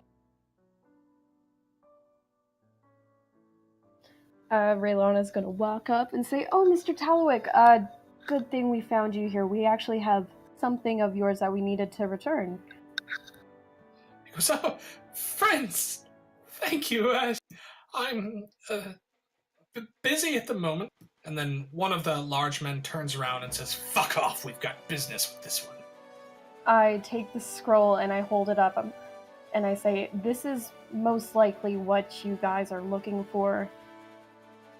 This isn't just me fucking around." And I hold out the scroll. The guy kind of snatches it out of your hand.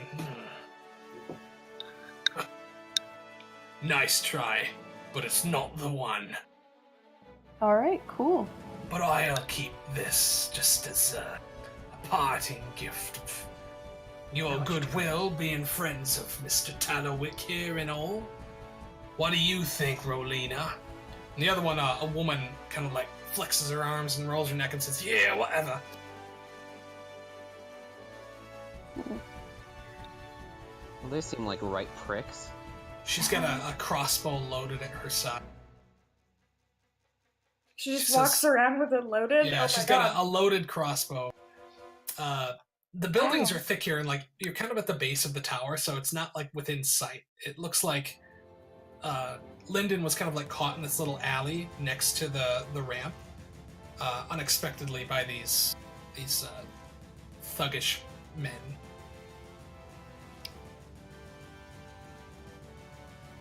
I'll step forward and I'll be like, "Excuse me, you seem to be bothering my friend, and I would appreciate it if you would please leave Mr. Tallowick alone." Lyndon like looks over at you and gives you like this confused look, and then like gestures like, "No, stay quiet." But he does so without. So, where are we exactly in relation? So, like, you're at the base of the tower. If you look up and to the right, you can see the tower rising over several buildings, kind of in that direction. Okay. There's like a staircase ramp that is on your right-hand side, leading up, and then it bends to the right, and then it bends to the left, going up that way again, where it meets with another staircase coming up from the other direction. On your left is a large building that reaches up like 3 or 4 stories. And then in front of you, there's a stone wall with like a balustrade up top that lines a street going by, with more buildings in that direction as well.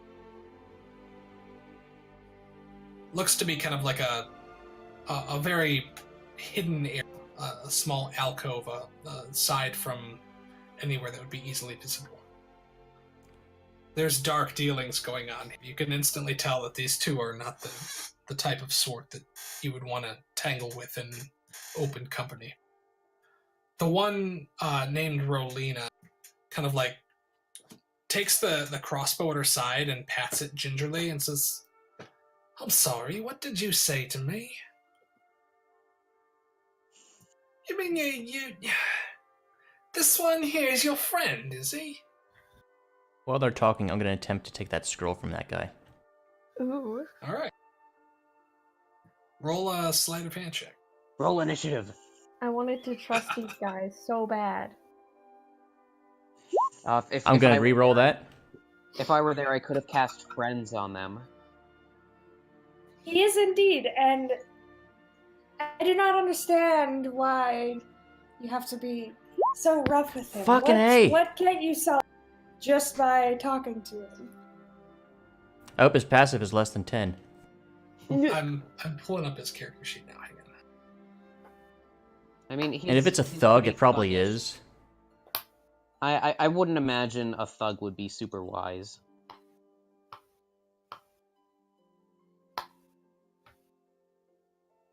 Yes, so you gingerly reach forward and pick the scroll out of his belt where he's kind of tucked it away. He crosses his arms, and you think for a moment that he's caught you, but he doesn't turn. He just seems to be shifting his weight to look more intimidating as Gosra steps forward. Good. She looks you up and down, Gosra. Are you trying to, like, are you trying to intimidate this guy? Are you trying to be civil about this? Are you doing the thing? Are you doing the thing where you're like being nice, but you're like flexing your muscles at the same time, or are you like actually being diplomatic? We'll try persuasion first. Okay, go ahead and roll a persuasion check. Ooh. Oh, nice. She goes, I recognize you. You're one of that noble family.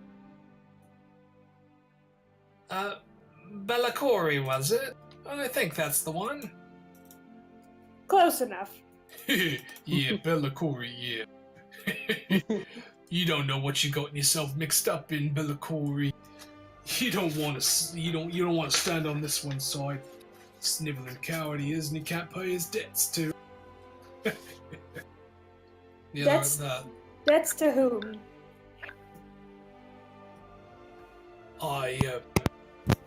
The woman gives him a look that instantly says, "You've already said too much."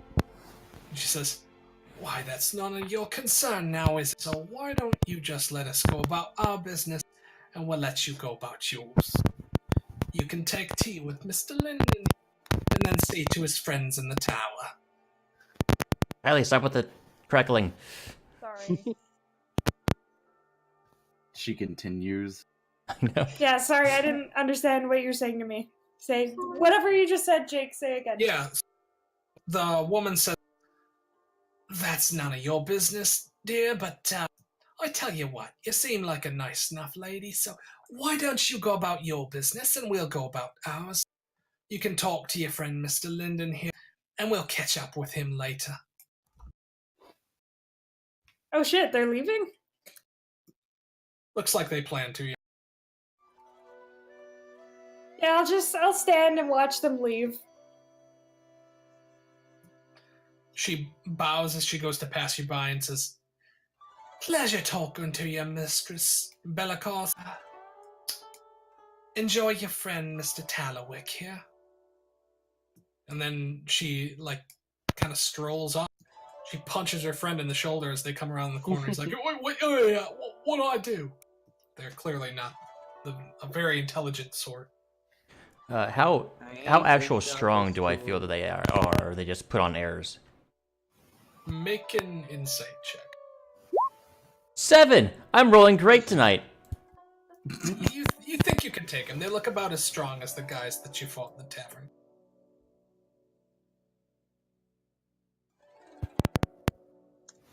So Lyndon says, "Thank you, but I didn't want you to get mixed up in any of that.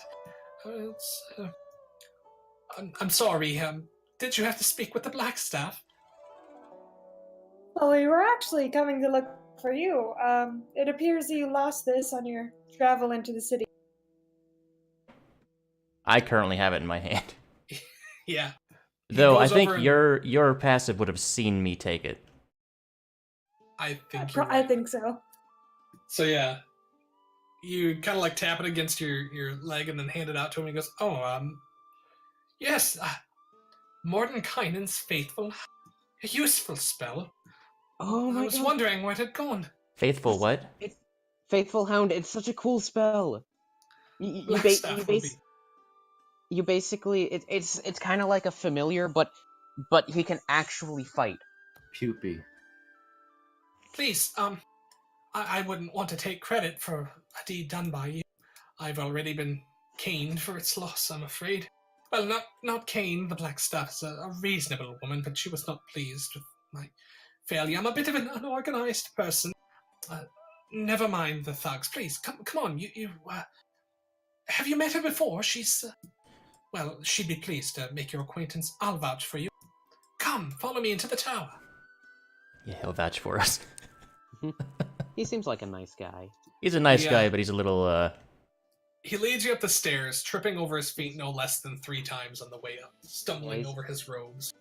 He's He looks he's cleaner. he's a good guy, but he seems pretty he seems pretty airheaded. He's the guy that gets shoved into a locker every day. Yeah, Exactly, he's pretty exactly. flighty. He knocks several times on the big door, which comes to a large pointed arch overhead.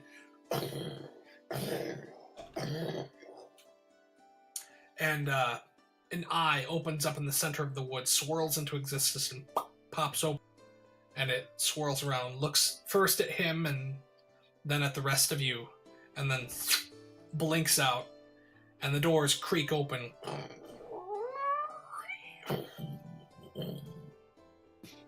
Looking in, you can see that there's a large alabaster staircase that swirls up into an immensely high tower, higher even than the one outside. It looks like it goes on nearly forever.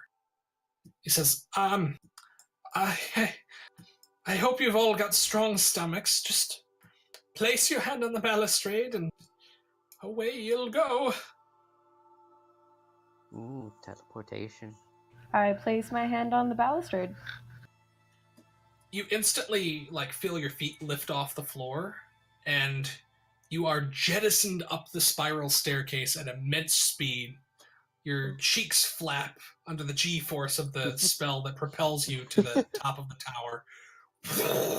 The rest of you see Raylana, just clothes flapping behind her, swirl up. Mage says, and then he puts his hand on the balustrade and gets sucked up as well. I will gingerly step forward. Gazra is not good with heights.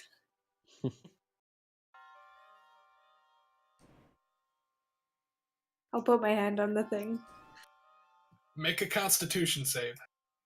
Oh no.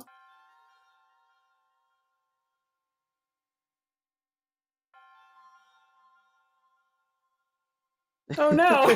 Oh no! So, you come to rest Oh, no. on a flat landing with marble stones beneath your feet, intricately and plants in tall vases surrounding a big oaken door.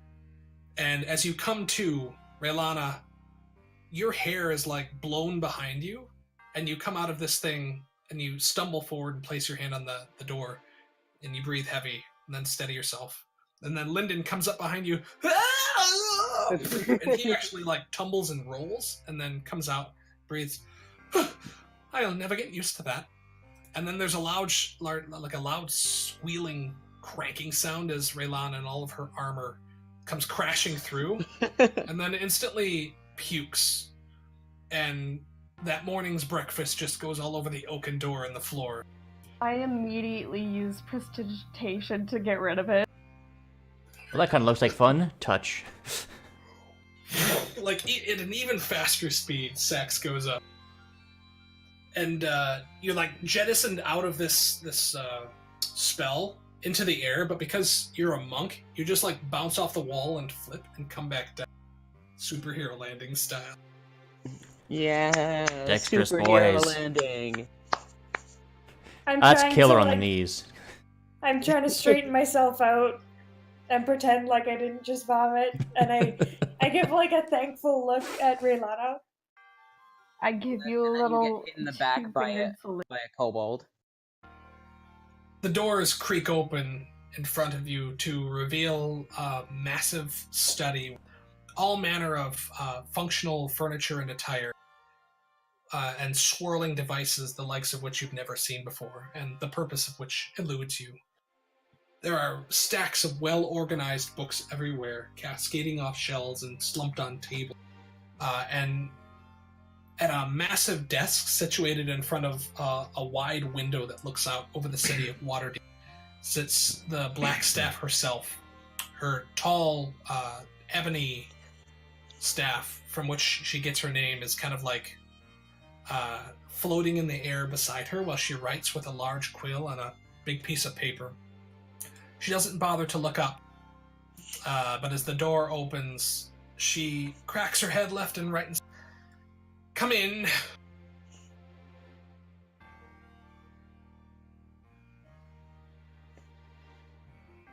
I guess we walk in. Yeah, I'm gonna come in like second or third because I probably don't look good.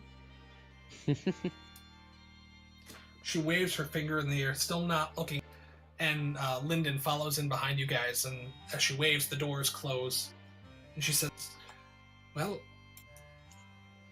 welcome to Blackstaff Tower, home of Force Grey. She pauses a moment, and you see her like finish her writing and scrawl, and she looks up and breathes out. Well then, Vajra Safar, Archmage, what can I do for all of you? Who has the scroll? Raylana she steps forward and she says, pleasure to make your acquaintance. We found this scroll, I believe that you want it, obviously. And she gestures over at the scroll and Gosra says, wait, who has it? I think Sax still has it. Oh, the guy took it. Okay, cool. Yeah, I he's got gestured it. towards it. He presents it to her. Yes, mistress, this was the scroll that we discussed upon my arrival on prior eve. She snaps her fingers and the scroll appears on the desk in front of him and goes, oh yes, well, that's the one. And she kind of looks it over. Yeah. I see. Well, thank you all for returning it to me. It's not what I thought it was. Damn it. Well, I suppose you'll be needing some kind of reward then. Folk of your predisposition seem to value, is it not? Sax nods his head. Yes, come then. She points her fingers to each one of you. Which one of you is best with animals? Yeah.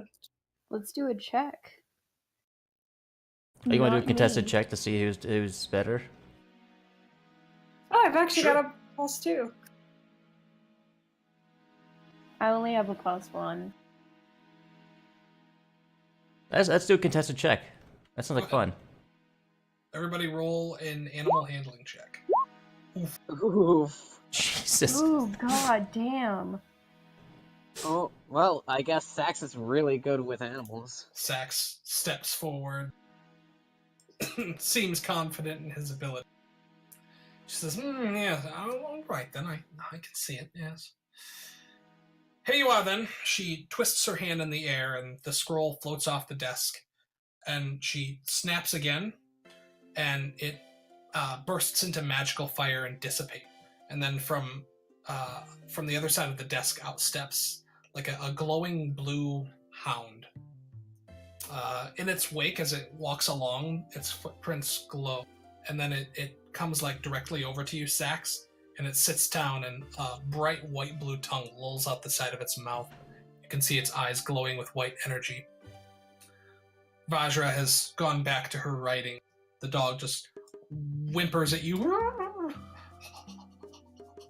Okay. I guess I'll pet it. Nuzzles into you and rubs up against your side. Okay. It's an instant friendship. Aw, Puppy. hubby. When you said that, I was almost thinking it was gonna be out of character. That it was gonna be like a bag of tricks or something. No. Vajra says, well, you've made a friend of Mordenkainen's faithful hound. You'll be able to summon him with that magic at least once a day. Perhaps more if you've got the wherewithal to understand the forces behind it, but that's a powerful arcane beast. And reward enough, I should say. And then she kind of looks up and cocks her eyes and says, I've heard of a band of adventurers. I took tea with a friend of mine, perhaps you know him, Volothamp Geram, just the other day. Damn it. He said Of course. he had run across a few fine fellows who had rescued a friend of his from a tight spot. Many of them match your descriptions. You're not one and the same, are you? That would be us, yes, we did. Ah, yes, yes. Well then, reward twice earned then. Now, you must understand I'm very busy. I haven't time to make small talk. I'm gonna step forward and I want to ask, Vajra, do you know of? There were some thugs beating up Mr. Tallow here outside. Did you know what they possibly could have wanted from him? She seems surprised. She puts her hands on the desk and looks at you and says, No, Mr. Tallowick. He steps forward. Mistress, please. You must understand. And she grows a stern countenance and then looks at him once more and says, Mr. Tallowick, there are things that you're not telling me. An explanation. Now, if you please. He goes, it was my grandmother. She was quite sick. I needed coin. I may have taken one or more spells from your collection. Things well within my abilities, I assure you. No danger to the common public. Vajra cuts him off. Lyndon Tallowick, you mean to tell me that you've gone rogue? He goes, well, please, Mistress Basha, you must understand. She points her hand at him, and her clothes blow back. Her hair goes wild behind her, and her eyes glow white. And she screams out several words of power, and you see the floor beneath Tallowick's feet drop open into an endless maze. He goes, No! Please, no! And he disappears down into its depths. Holy and shit. Then she finishes her Holy hands. The portal closes again. Shit. She says, I will have to have words with that one. Tell me everything you saw. I'm kind of like, I'm doing like the thing, like where you have your teeth showing, and you're like, oh my god, I can't believe I just got him in trouble. I thought you was gonna polymorph him for a second, but that's even better. I thought you were just gonna ray of disintegration him. That's too extreme. God. I guess we'll relay. Well, this is fun. Oh, Ooh. We can't hear you People except for roughing him up. clicking. I'm still clicking. Yeah, it Yes. was. You got some click action going on. I did switch out of just the normal. I am using the push to talk now, so can't do much about that. Sorry. That's Okay, well, I will describe the thugs to her, and I'll be like, yeah, we just came around the corner, they were holding him up, I thought they were trying to steal something from him that he was trying to get to you. So yeah. She's holding her hand up in the air and kind of like looking down and away as you talk. And then as you mention each detail, she nods and then cycles her finger for you to continue. And then as you go on, it looks like she's cataloging the information without writing it down. And she says, very good. I'll have to look into that.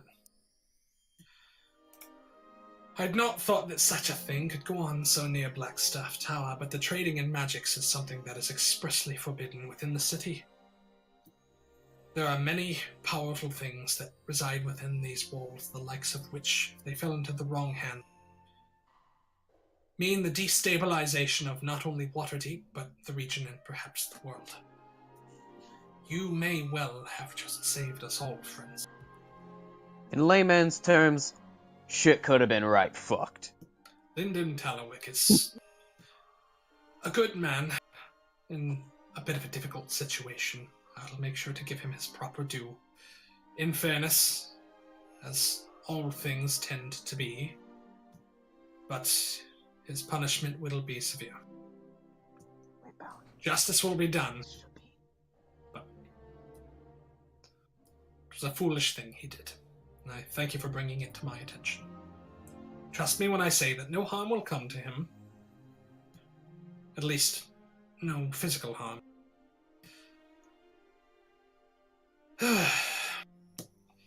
Seems like every day a new host of difficulties presents itself. I'm sorry, I'm rambling. You must forgive me. Thank you, you've done a great service for me and for Scray. Who are all of you? Is this where we? We don't have a group name, but I will say I am sack scratching a lot while petting this giant, this hound that's probably as big as I am, if not bigger. Well then, Sax Crescent Claw. Might I ask you a question? Okay.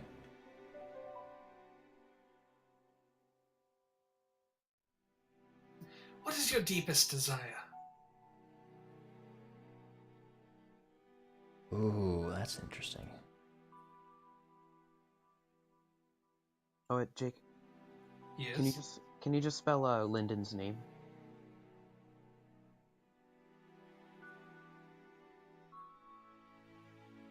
All right, thank you. I was close. I was one L short, and a couple other letters.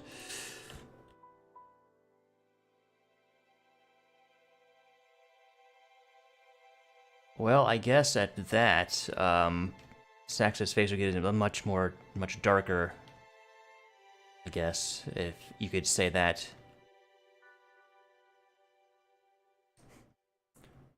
The fall of the Xanathar.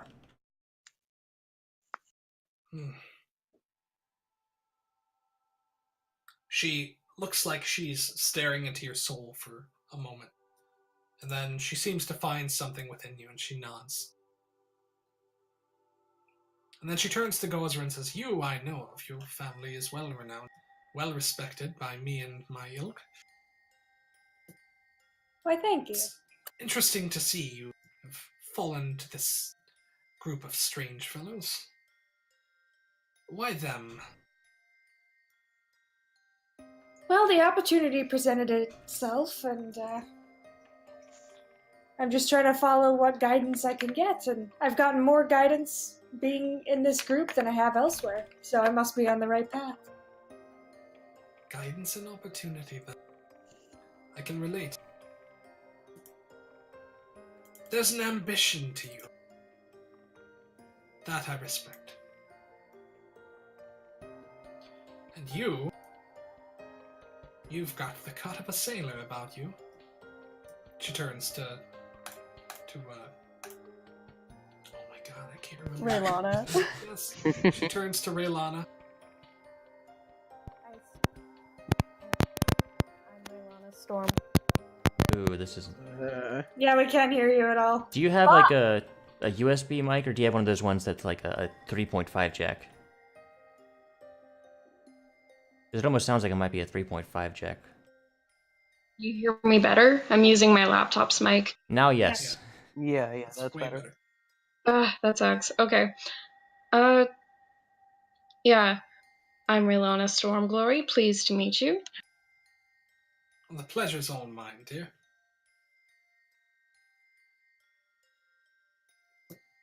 Raylana, tell me, what's your greatest strength? Strength. I look down at my wrist with the markings on it, and I say, perhaps the magic that I was gifted with when I was born. She follows your eye to the marks on your wrist. You see her cock an eyebrow at that too and says, I haven't seen those in a great many years. You have a powerful blood within your vein. Yes. Waterdeep will have you. 201.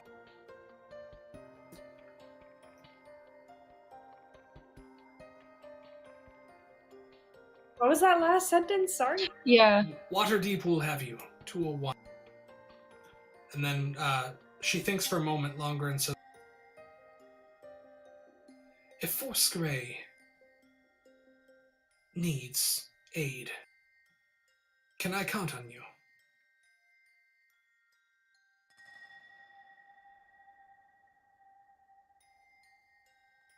Well, that depends what you need aid with. Well, if anything arises, I'll be sure to bring it to your attention.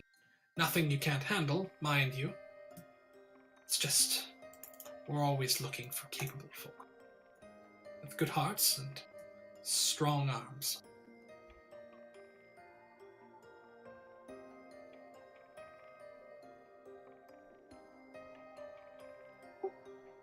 I will be sure to. Words, sorry. Yeah, I'll help out. Good. Troll Skull Manor, is it? She smiles. Indeed. I know of it. Wait, did we tell her that, or does she just know that? No, she knows. She was goes, friends with Volo. Come on. She knows all. I'll seek after you. Now, back to work. Farewell, Sex, Gosra, Ilana. Take care of that hound. She snaps her fingers again, and all of you are pulled out of the door like there's a cord attached to your waist, and yanked backwards down the stairs until you're standing on the bottom step outside the front gate, looking across the city of Waterdeep. Ilana, make me a Constitution save. Oh, you mean me? Yeah, sorry, Gosra. Yeah. Nice. She looks like she's gonna throw up again, but she holds it in. She throws up a little bit in her mouth. I rolled a 20. I do not throw up a little bit in my mouth. No, but you can still gag. You look a little pale, but that's Yeah. about it. You look a little bit green around the gills. Alright, so you guys have turned in the scroll. Sax, you learn the spell Mordenkainen's Faithful Hound. You can cast it once every 24 hours. Jesus Christ, that's so powerful. Oh my god. A Strong puppy. buggy. What's his name gonna be? Satan! Sprinkles! And roll 20 is just called Wow. Faithful Hound. Sprinkles! That's amazing. Sprinkle? Sprinkles. His name Sprinkle. is Sprinkles, I call it. Nugget! Sprinkles. I'll try to come up with a name at some other time, but I do have one last thing since the market's so close. So I was going to go ahead there and pick up one thing. So how does this, like, do you just, like, stroll off without saying goodbye? Is everybody standing there on the doorstep of No. Blackstaff Tower? But it's not too, like, if we're going, I'm going to the market. Anyone else going? Does the market have a place where we can exchange gold or silver bars? There we go. Yes. Okay, because I've been carrying these around. They're kind of heavy. Just a bag full of silver bars. Alright, so Mr. Powers, I love silver. searching for the rest of, like, 2 hours, you guys can find a spot to add, to fairly trade your silver bars in for what they're into. I could gold take him to coins that if you one need. place. Yeah, the bank will definitely trade them. But I did want to pick up painter's supplies Oh, okay. Yes, for you can definitely find that. Sax's. He finds it meditative to paint. Art therapy. Pretty much. So I'll spend the 10 gold on that. Okay. Does he haggle? No. There's a variety of hawkers selling all manner of wares, from, like, ancient Chinese, like, brushes to just, like, finger paints for kids. And so you can definitely find what you need. There's tens of stalls selling what you're looking for. Yeah, it's 10 gold in the PHB, so I just... Yep, that's fine. Guess what he's taken a proficiency in at next level. gonna It was be either that or, something. that or calligraphy. He's a learned man. He's a man of the sword and the brush. All I can think about is that one part in Avatar where Sokka is learning to be a swordsman. What does Iridius do? Give me a second. Okay, so Iridius has had a little to-do list for a while that I've never gotten to get to, so we're gonna do that. All right. What's on your to-do list? Wait, where the heck is the... Did somebody organize the journal? Yeah, Bree did. What the frick? I didn't know that. Thank you. It is listed somewhere for your location. But second of all, I have no idea where the frick it is. Oh, Weird Bottles Concoctions. Oh, yes. Nice. Okay, so you head south as Grace goes off towards the Ulbrinter Villa, and the rest of the party heads towards Blackstaff Tower. You get in a taxi on the high road and head south past the City of the Dead towards the Trades Ward, and then it turns right and drops you off in the thick clusters of buildings that people mill about there. And kind of like in a back alley, down a staircase and around a corner, is this dank shop with a sign up front that reads Weird Bottles Concoctions. And the windows are all cloudy and dark. The door sits heavy on its hinges, and creaking it open, you're instantly hit with the smell of thick alchemy that billows out into the alley around you. The shop is dark and not well lit, and you hear the sounds of things bubbling in the background. It looks like it's a mess of tables with all manner of alchemy supplies on it. Potions, flasks of strange chemicals, all different sorts of strange concoction. As you open the door and stand there, there's a voice from the back of the shop. It says, "Are you in or out, boy?"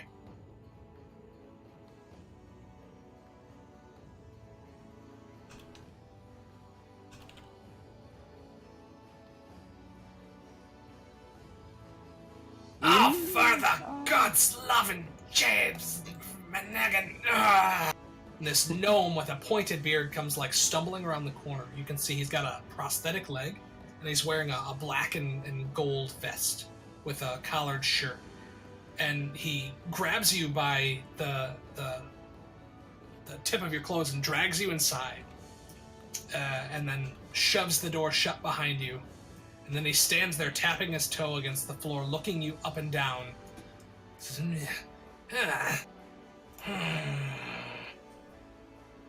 You're not what I thought you'd be.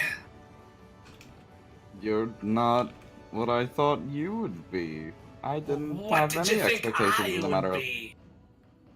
I didn't have any expectations, for that matter, actually.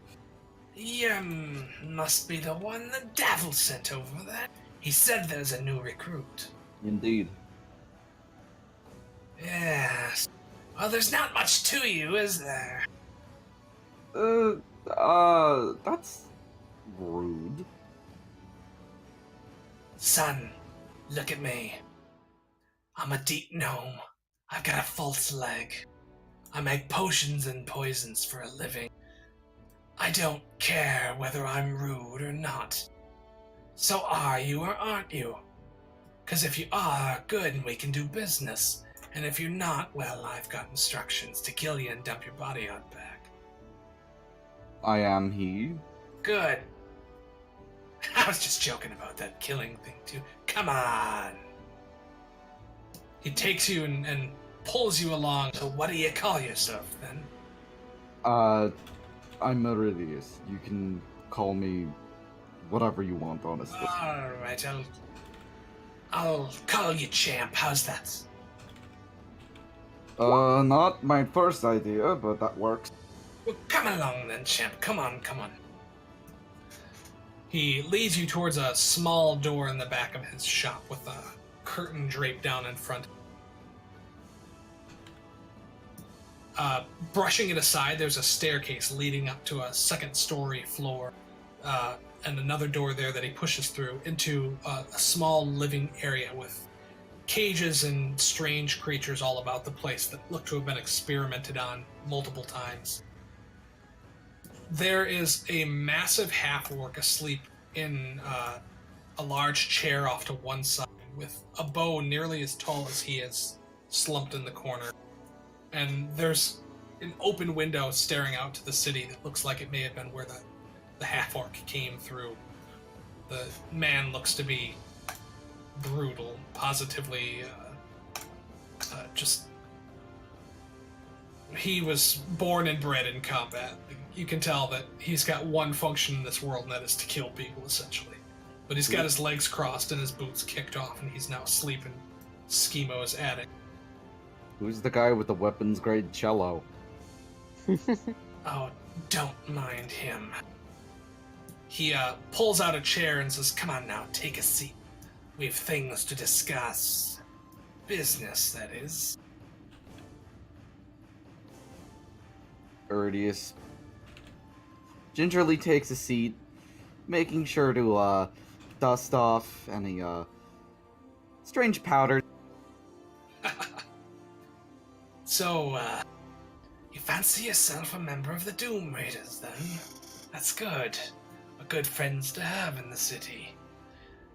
I suppose you'll be needing to know about the whole network, then. You already know Davil. You're off to a good start there.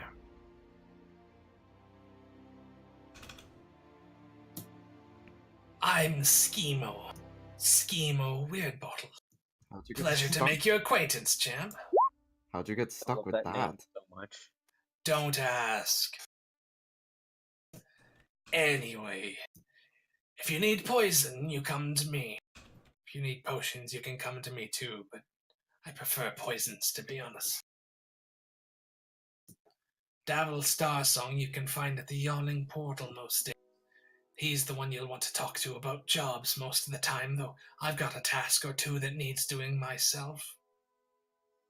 There's others as well. You'll meet them in due time. That one over there, well, you can probably see what he's good for. So if you need someone knocked off and in a pinch, well, he'll find you. You just put the word out with Devil or I. Good so far? More or less. Alright, well then we're off to a good start, I'd say. So then, do you need some, then? Do you need some, then? I was told to come in. Poison, yes. I came in.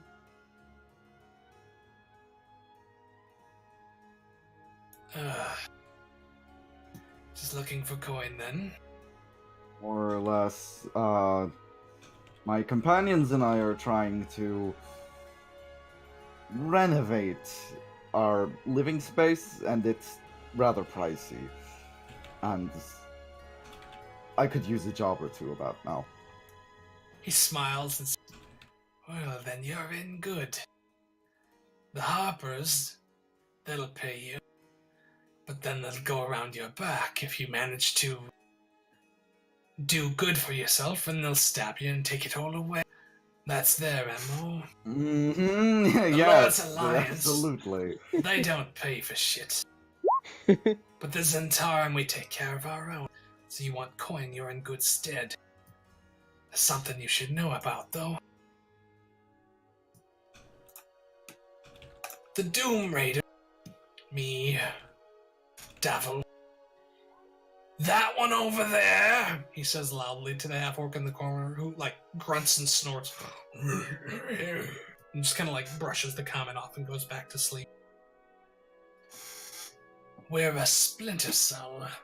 A faction of the greater organization here. We're not the only Zentarum in town, but we're the ones with our heads in the right place. There's another group, a more ambitious one that's been running afoul of the city guard of late, not following the rules, as it were. You stay well away from them.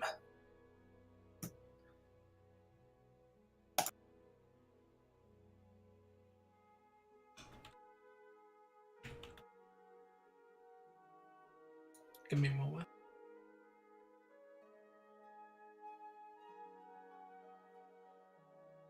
Okay.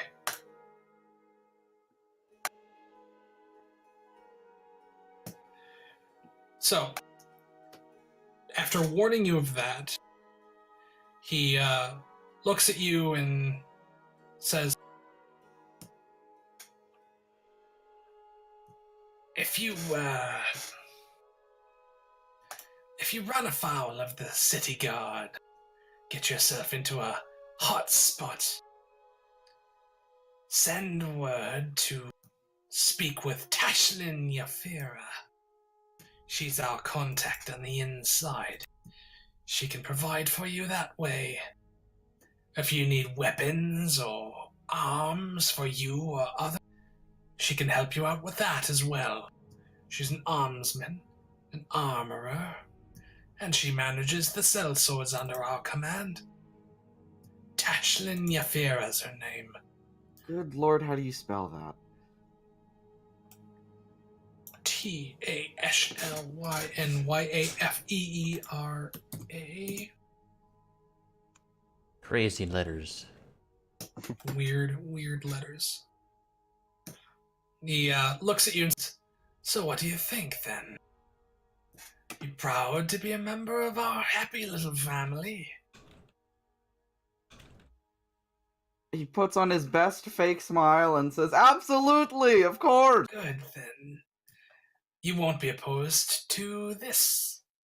He reaches into his a pouch at his side, withdraws a small vial of a swirling, thick-looking substance, and he uncaps it, slides it across the table to you.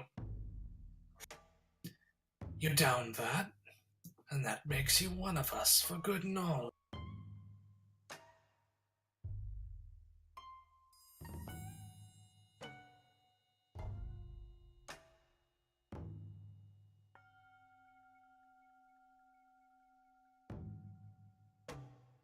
He's thinking. Wait, he does that? I need you to repeat what you just said. He uncaps a vial of some strange-looking substance and slides it across the table to you. You drink that, and you'll be one of us, for good and for all. What is this exactly? Nothing that you wouldn't be opposed to drinking for anyone's bottled loyalty, champ. I'm not going to question your wording there. Just consider it a toast of our partnership and good intentions towards one another. He hesitantly takes his first sip and then continues. Nothing immediately bad happens to you. Not immediately. Schemo's lips curl up on one side in a sly smirk, and there's a twinkle in his eye. You're a Doom Raider now, then? He probably Welcome slipped. to the club. He probably slipped you some super fucking hardcore drugs. Absolutely. He takes a small box from one of the shelves nearby and slides this across to you as well. Standard issue. He opens it up and he lays them on the table gently. Acid. Good for locks. Alchemist's fire. Good for incinerations. Invisibility. If you need to escape somewhere quick. And poison. Coat your weapons with it. Do what you want with it. Feed it to someone. I don't care. You know what that one's good for. He gives you a vial of each of them. Consider this your welcome package.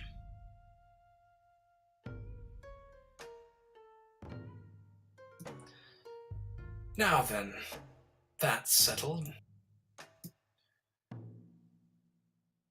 Davil told me to look into a small matter.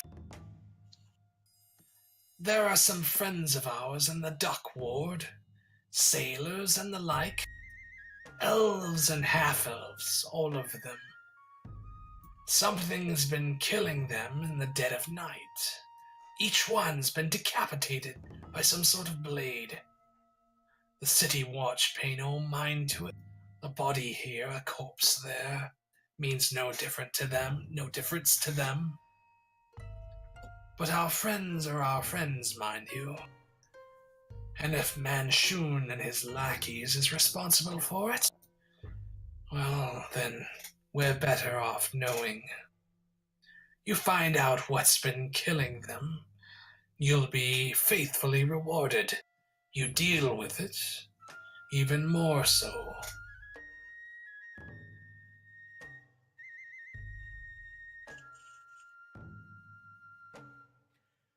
Alrighty, I'll take it on. Good. We'll get you the money you need to get that tavern in right working order. Hey, champ. Aye. Good, good. Glad to see the Devil's taught you the rules. Well, I've got to get back to work. Got a few orders to fulfill, so off you trot then. Good luck with your investigations.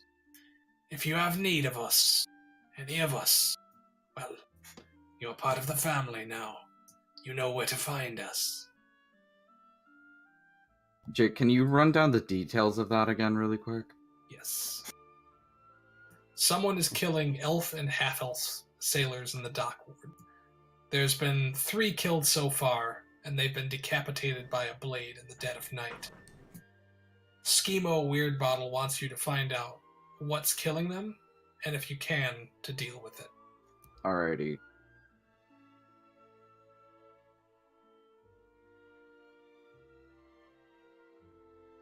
Ooh, more quests. Woo! I hope it's more Xanathar people to murder. That'd be nice. That'd always be fun. Still can't believe Faithful Hound is fucking insane. God, I cannot find that fucking... Let's see. Since I'm not a spellcaster, would I base that off my dex or my wisdom? Or it's 2-hit? Hang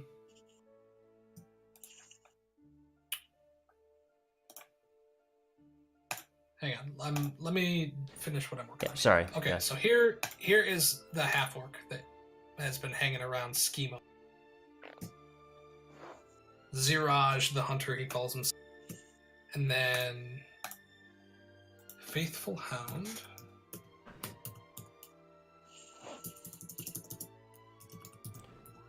It says that it's 2-hit is your spellcasting bonus plus your proficiency modifier. And since my save DCs are based on my wisdom, it would probably be wisdom. Like for my monk stuff. I would say it would be your intelligence, because it's a wizard spell. Okay. Alright, that's fine.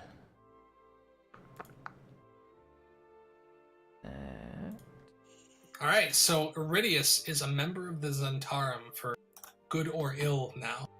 You've stepped up in the world, and you have your first mission. Malarai has already completed one mission for the Harpers and is ingratiating himself quite significantly within that order. The rest of you are acquainted with the Emerald Enclave and Force Grey, and other swirling factions that exist within the melting pot of Waterdeep as well. As you come back from trading your silver bars and taking on jobs related to your many. We'll say, Mallory, make a performance check as you dance your way through the city. Okie dokie.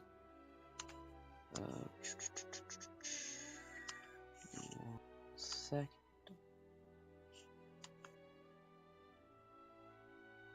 Performance 15. That's not bad.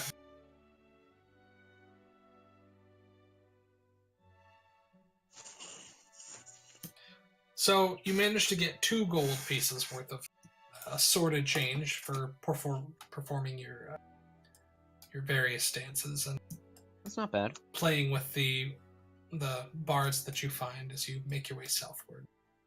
A little bit of gold place. As you conclude business with many of the guilds and guild masters in the trade, you meet up with Mallory along the high, or I'm sorry, you meet up with Iridius along the high road as he's coming back from Weird Bottle's concoctions. Oh. Kind of like seeing him from across the crowd. You notice his horns and his attire first, and then you realize that it's him.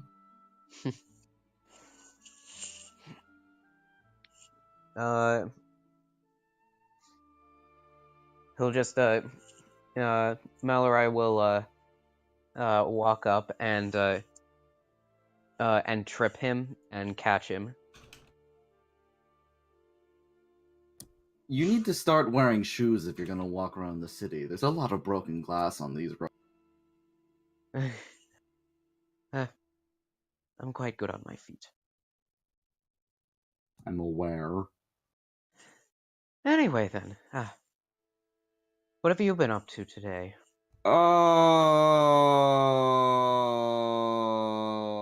Business. Business. I'm sure. Well, Nothing you need to worry about. Well, I've heard word of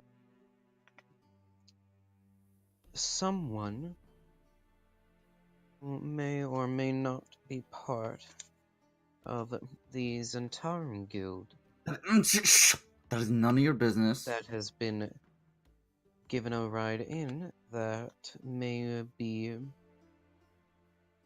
that I may need to keep an eye out for. Who? Are you kidding? Is that really? Relax. I told you this was the stupidest idea you would ever make in your life. And then that was going to be the stupidest idea I would ever go through in my life. And now we're here. We should have just left home at, like, maybe 15. This may be a stupid decision, but it's our stupid decision together. No, it's not. This is our stupid decision on our own parts. It's completely separating us. Relax. If anything happens, I'll get you out of it. Look, I don't like this at all. Someone's head is going to be on someone's platter. Well, it's not going to be yours. Then it's going to be yours. I can't do anything. Then if it's mine... I'm not having you die on me. Well, it seems as though we're at some sort of a standstill. Yeah! Of course we are. Looking over, you can see that there's a small, like a 5-year-old child standing off to one side, like holding a toy doll under her arm, just like looking back and forth as you guys are talking to one another. This is not the place to be talking about this. Clearly. She goes, "Are you heroes?"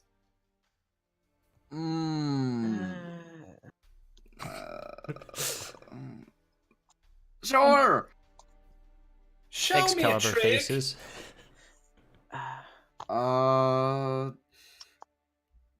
Iridius gets up on his haunches and does a handstand. Nice. Then he slowly transitions to doing a one-handed handstand. Make an acrobatics check. Malarai will do the same. As they move to one-handed handstand, he'll hold on to Iridius's hand. Haha. And might I add, ha? Do you want me to make an acrobatics check too? Please, yes. All right. Somebody fail, somebody fail, somebody fail, That somebody one- fail. Oh! It's the grab. You try and grab his hand and you reach forward. No, And you're like, no. Fuck it. I'm gonna re-roll that. No, fine. Yeah. Ah, damn it. Hell Fine. yeah! You look like you're gonna tumble, but you like switch arms and kind of like take a few steps on your hands. And then you lock hands with him. And the little girl claps in delight and bounces on her heels and says, "Ha ha! I knew it! You're heroes! I'm gonna tell me mum." And then she runs off. Showmanship has always been my strong suit. Truth-telling, not so much. Well, if anyone knows that as well as you, it's me. Anyway, I was making my way to the city theater. I was going to see if I can get any work there. Would you like to Am I- come with me? Am I dressed for this? Do I look dressed for this? Is this proper city theater attire? I've never been to one of these things. Relax, it's fine. I want to look professional! It's my passion! Then why didn't you take up my offer? And when I offered to get you one of these, he just holds on to his little haversack purse of clothes. Nice. Because it's disgustingly expensive. It would have been when I offered it. So, as you guys make your way up towards the Light Singer Theater to try and find work, what's the rest of the party doing? We were in the market, right? And Yeah, just so you Oh. traded in your silver bars. Sax has bought some painter supplies and some things to do some painting with. That's a good question. Is Much- is scale armor the most armor you can have for medium, or is that chainmail? I think scale. No, chainmail is heavy armor. Chain Okay. is medium armor. I mean, there's higher, but breastplate is 400 gold. Yeah. Okay, that can wait. You can And buy- breastplate is also 14, but it doesn't have the disadvantage on stealth. I don't think medium armor does have disadvantage on stealth, does it? Scale mail does. Scale mail and half plate. Half plate is the highest as far as AC is concerned, and then the breastplate is the same AC as the scale mail, but without the disadvantage, and it weighs less. Let me guess, that's still like. You just said 400 gold, didn't you? Yeah, the half plate is like 750, and the breastplate is 400. Okay, we'll leave it. Who do we talk to get like some stuff going on our house? Tavern? Well, Malorai's already talked to the guild's masters. You've got some construction going as far as the Tally's carpentry is concerned. So, like, you've got the connections that you need to get the tavern in operable condition. And to like skip ahead a few hours, when you guys like finally return home, there's actually a couple people waiting outside of Troll Skull Manor, though the door is locked. There's a small throng of people wearing like what look to be like laborers' clothes, basic leather boots and white tunics, and some of them have, their hair tied back and things like that. A few of them are kind of like bent over, just kind of like waiting. And then as you guys approach, one of them actually kind of like steps forward to shake your hand. Says, hello there. We've been told that someone of your description was running this here tavern, getting it up and running. Nice to meet you, folks. He looks from like Rilana to Gazra and then down at Sax and like seems confused that a kobold is running a tavern, but then he nods his head in respect. I was me and my boys here. Well, what we was thinking is well, we're in need of a job. Well, we're in need of some people to do a job. Well, ain't that just 2 peas in a pod then? We can do it. My boys here, we've all got experience in taverns, and we can all clean things down, make beds, prepare food. Whatever you need us for, I'm sure we can manage. We're all unionized for fair pay and such, but I can assure you that we come cheap enough to someone of your means. I can assure you of that. So if you pay us, say, 2 gold a week, then you have our services.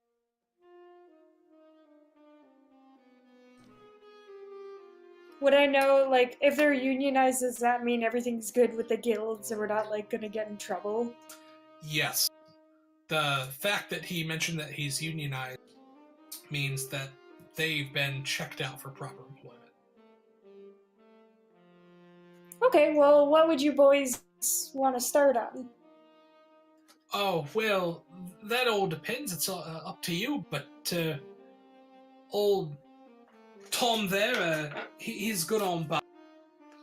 I myself, I've got experience as a manager. People like me, so I can kind of direct the pack, as it were. The rest of them,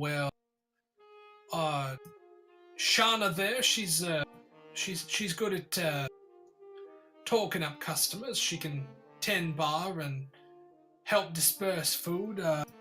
The rest of us, we'll just be happy to do the cleaning and stocking, what have you. There's a dozen of us in all. Okay, I was under the impression that these guys were, like, gonna help fix up the actual tavern. No, but they're like regular gonna workers. work in the tavern. Oh, no, we're just looking for jobs. Okay, And actually, well, there's probably there's like 6 of them. There's not a dozen, because that'd be way cheap for a dozen people. Yeah. well, we do need to do some repairs before we can open up, but, Of course. Well, the guilds will be wanting that business, but if they'll allow us to help, we'll be glad to do so, on site or off of it. If you're willing to put us up for room and board, we can help prepare the place if you're willing, but it'll cost a little more.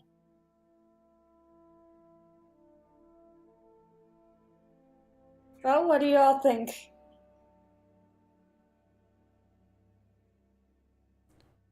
This is not Sax's strong suit.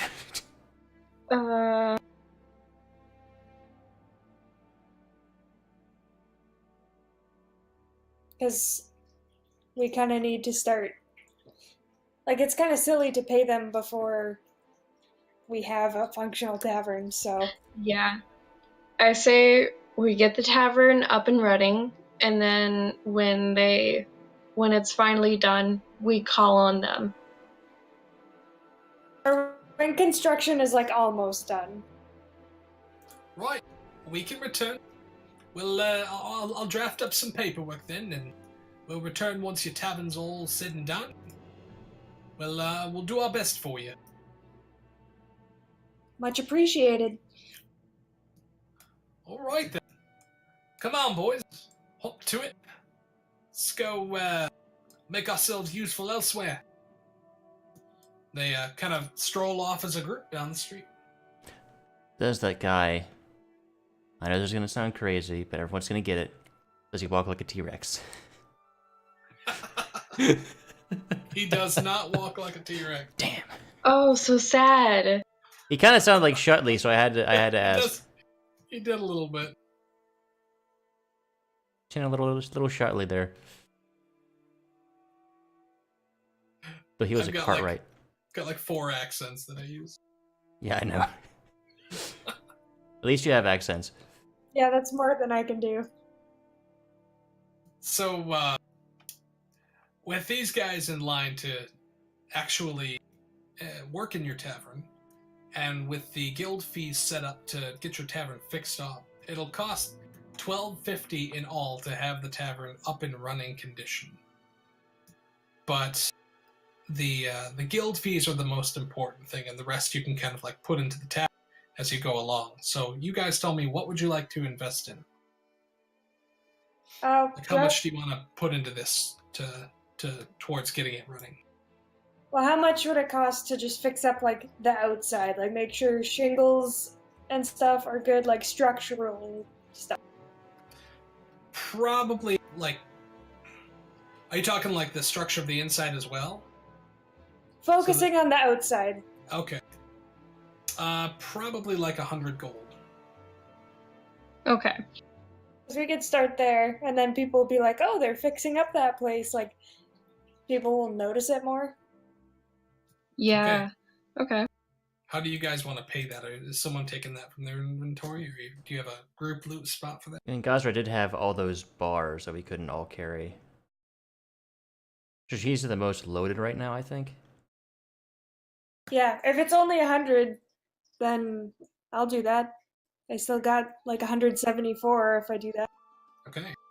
So over the course of the next few days, the Roofers Guild and the Painters Guild and the Carpenters Guild begin work on fixing the exterior of Troll Skull Manor and doing the landscaping and cleaning up the patio and cobblestones and everything and making it look like a right fine place. Work comes along at an extraordinary rate. The guilds are guilds for a reason. Like, they know what they're doing. Everything is efficient, and there's a flurry of activity in Troll Skull Manor over about the next week or so. They've got So all then- dwarves. Right, yeah. Just They're a the whole they're the assembly line best. full of them. Oompa Loompas, in fact. Now, the dwarves are great at building shit. Structures. Over the course of the next week, go ahead and subtract your 100 gold from your inventory, Yeah, I did. and we'll just consider that work essentially done. Is there anything else that you guys want to fix up and get running?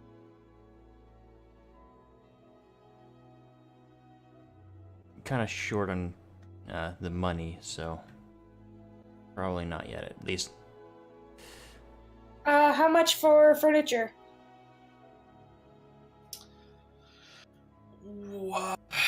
Tally would probably give you a discount. So, first things first. For the licenses to run the place, that's 250, and that's something that's going to need to be paid just to make sure that you've got the proper bureaucratic channels taken care of. Do you want to get that out of the way first? I was hoping furniture would be like 50 gold, 75 gold, like something a little cheaper. Yeah, it's not going to be too expensive compared to that. Because we'll get that underway and then we'll keep working and just plug in a little bit once in a while. Okay.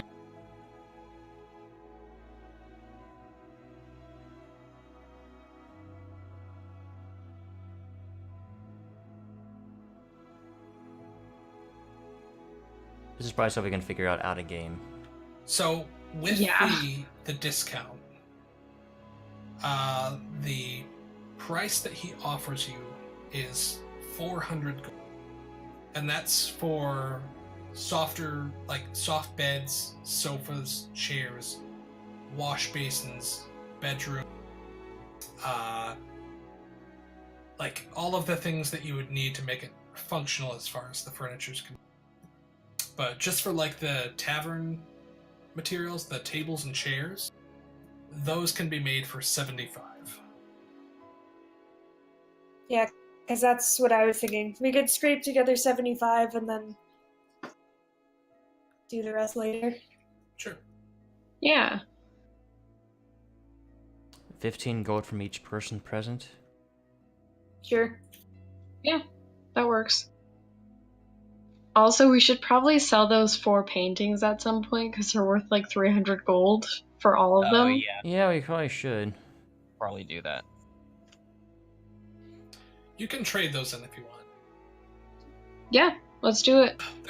They're essentially like you can mount them in your tavern if you want, or you can just say that you traded them in while you were doing business in the trade. Or that would give you guys some more cash. We can find other paintings. Okay, Yeah, how about this? For that furniture, was that the 400 gold? Was that for everything, including the bar stuff? Yeah, that's for like the beds to make the manor completely functional. Sofas and tables, like the whole shebang for the entirety of the manor. Like what we could do is do the 4 paintings and all the moonstones we just got. That'd be 400. Yeah. You want to trade those in? Yeah, let's do it. Okay. So that includes like, basins for your private baths, privies, desks and things for your study, bookcases, stuff for the common room, chairs, beds, like everything that you would need to run in the kitchen. All that stuff is taken care of for the 400 gold. So is that including the 15 that we all pitched in, or? Yeah, I think we can take Excluding that back. Yeah, add the 15 back, and then the paintings and the moonstones pay for that. Yeah, those are gone. So you have At least the ones I had access to. street appeal. You are furnished. You still need to be licensed for 250. You'll need supplies and things, foodstuffs and ale and things to sell if you wanted to make the tavern functional. I think we'll probably tackle the licensing next time. And Yeah. then you need like basic repairs to the structure on the inside as well. Yeah. And that's significant. But you guys now have invested 500 into the tavern, so you need 500 left to get it to be operational, plus the 250 for the licensing fees. Okay, do you guys still want to do that plan that I had? What was that? Plan is that? Inviting Floon to the opening party and just making him, and just getting back at him by making him super embarrassed. Yes. Please, can we? That sounds like a great idea. That would be so much fun. The only tricky part is getting Floon there. That's the tricky part. Well, we got an inn. We can. He's a friend of Volo's. I'm sure Volo would love to see the tavern he gave us. Yeah. I could use friends on him. That lasts a minute, and they know you use it. Oh, right, it's only a minute. Okay. Okay, that's fair. True friends don't mind if you use friends.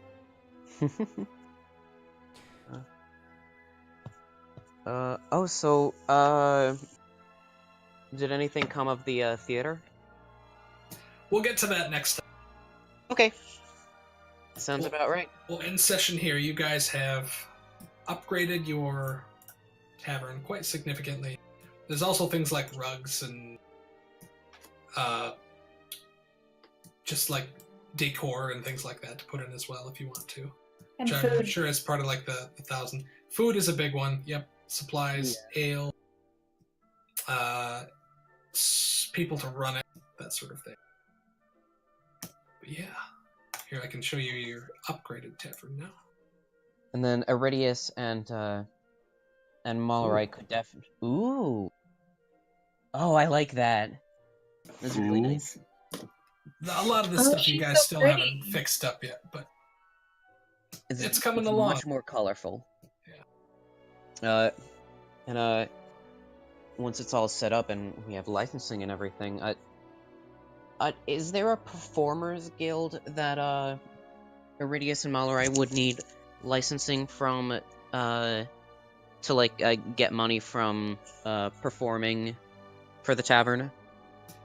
Yes. Okay. You would have to go through them as well. Would that be included in the 250 gold for licensing? I would say no. We'll get into that next time.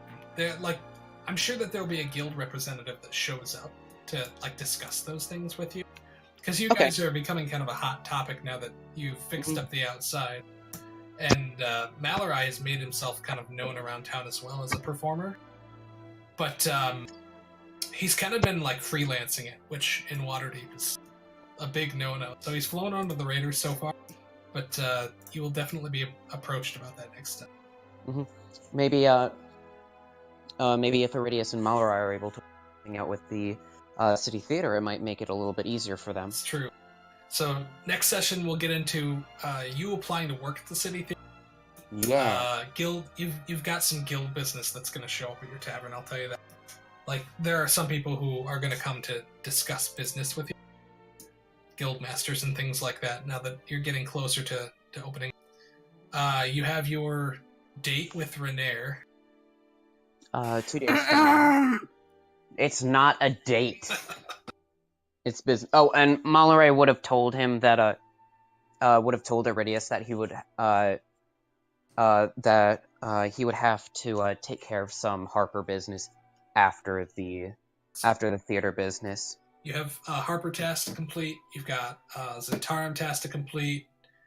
And he also would have explained further about the about what Miss Olbrinter had told him about the new Zentarum in the area. And Sax is still on the hunt for Xanathar. I need to look for more for leads next time. Sax has got his painting skills going now, so he can just paint the map of Waterdeep up in his room and start adding in details here and there.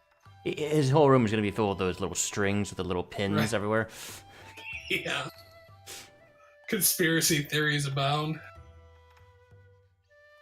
There's just going to be a little effigy of the beholder in the corner with a bunch of daggers in it and darts.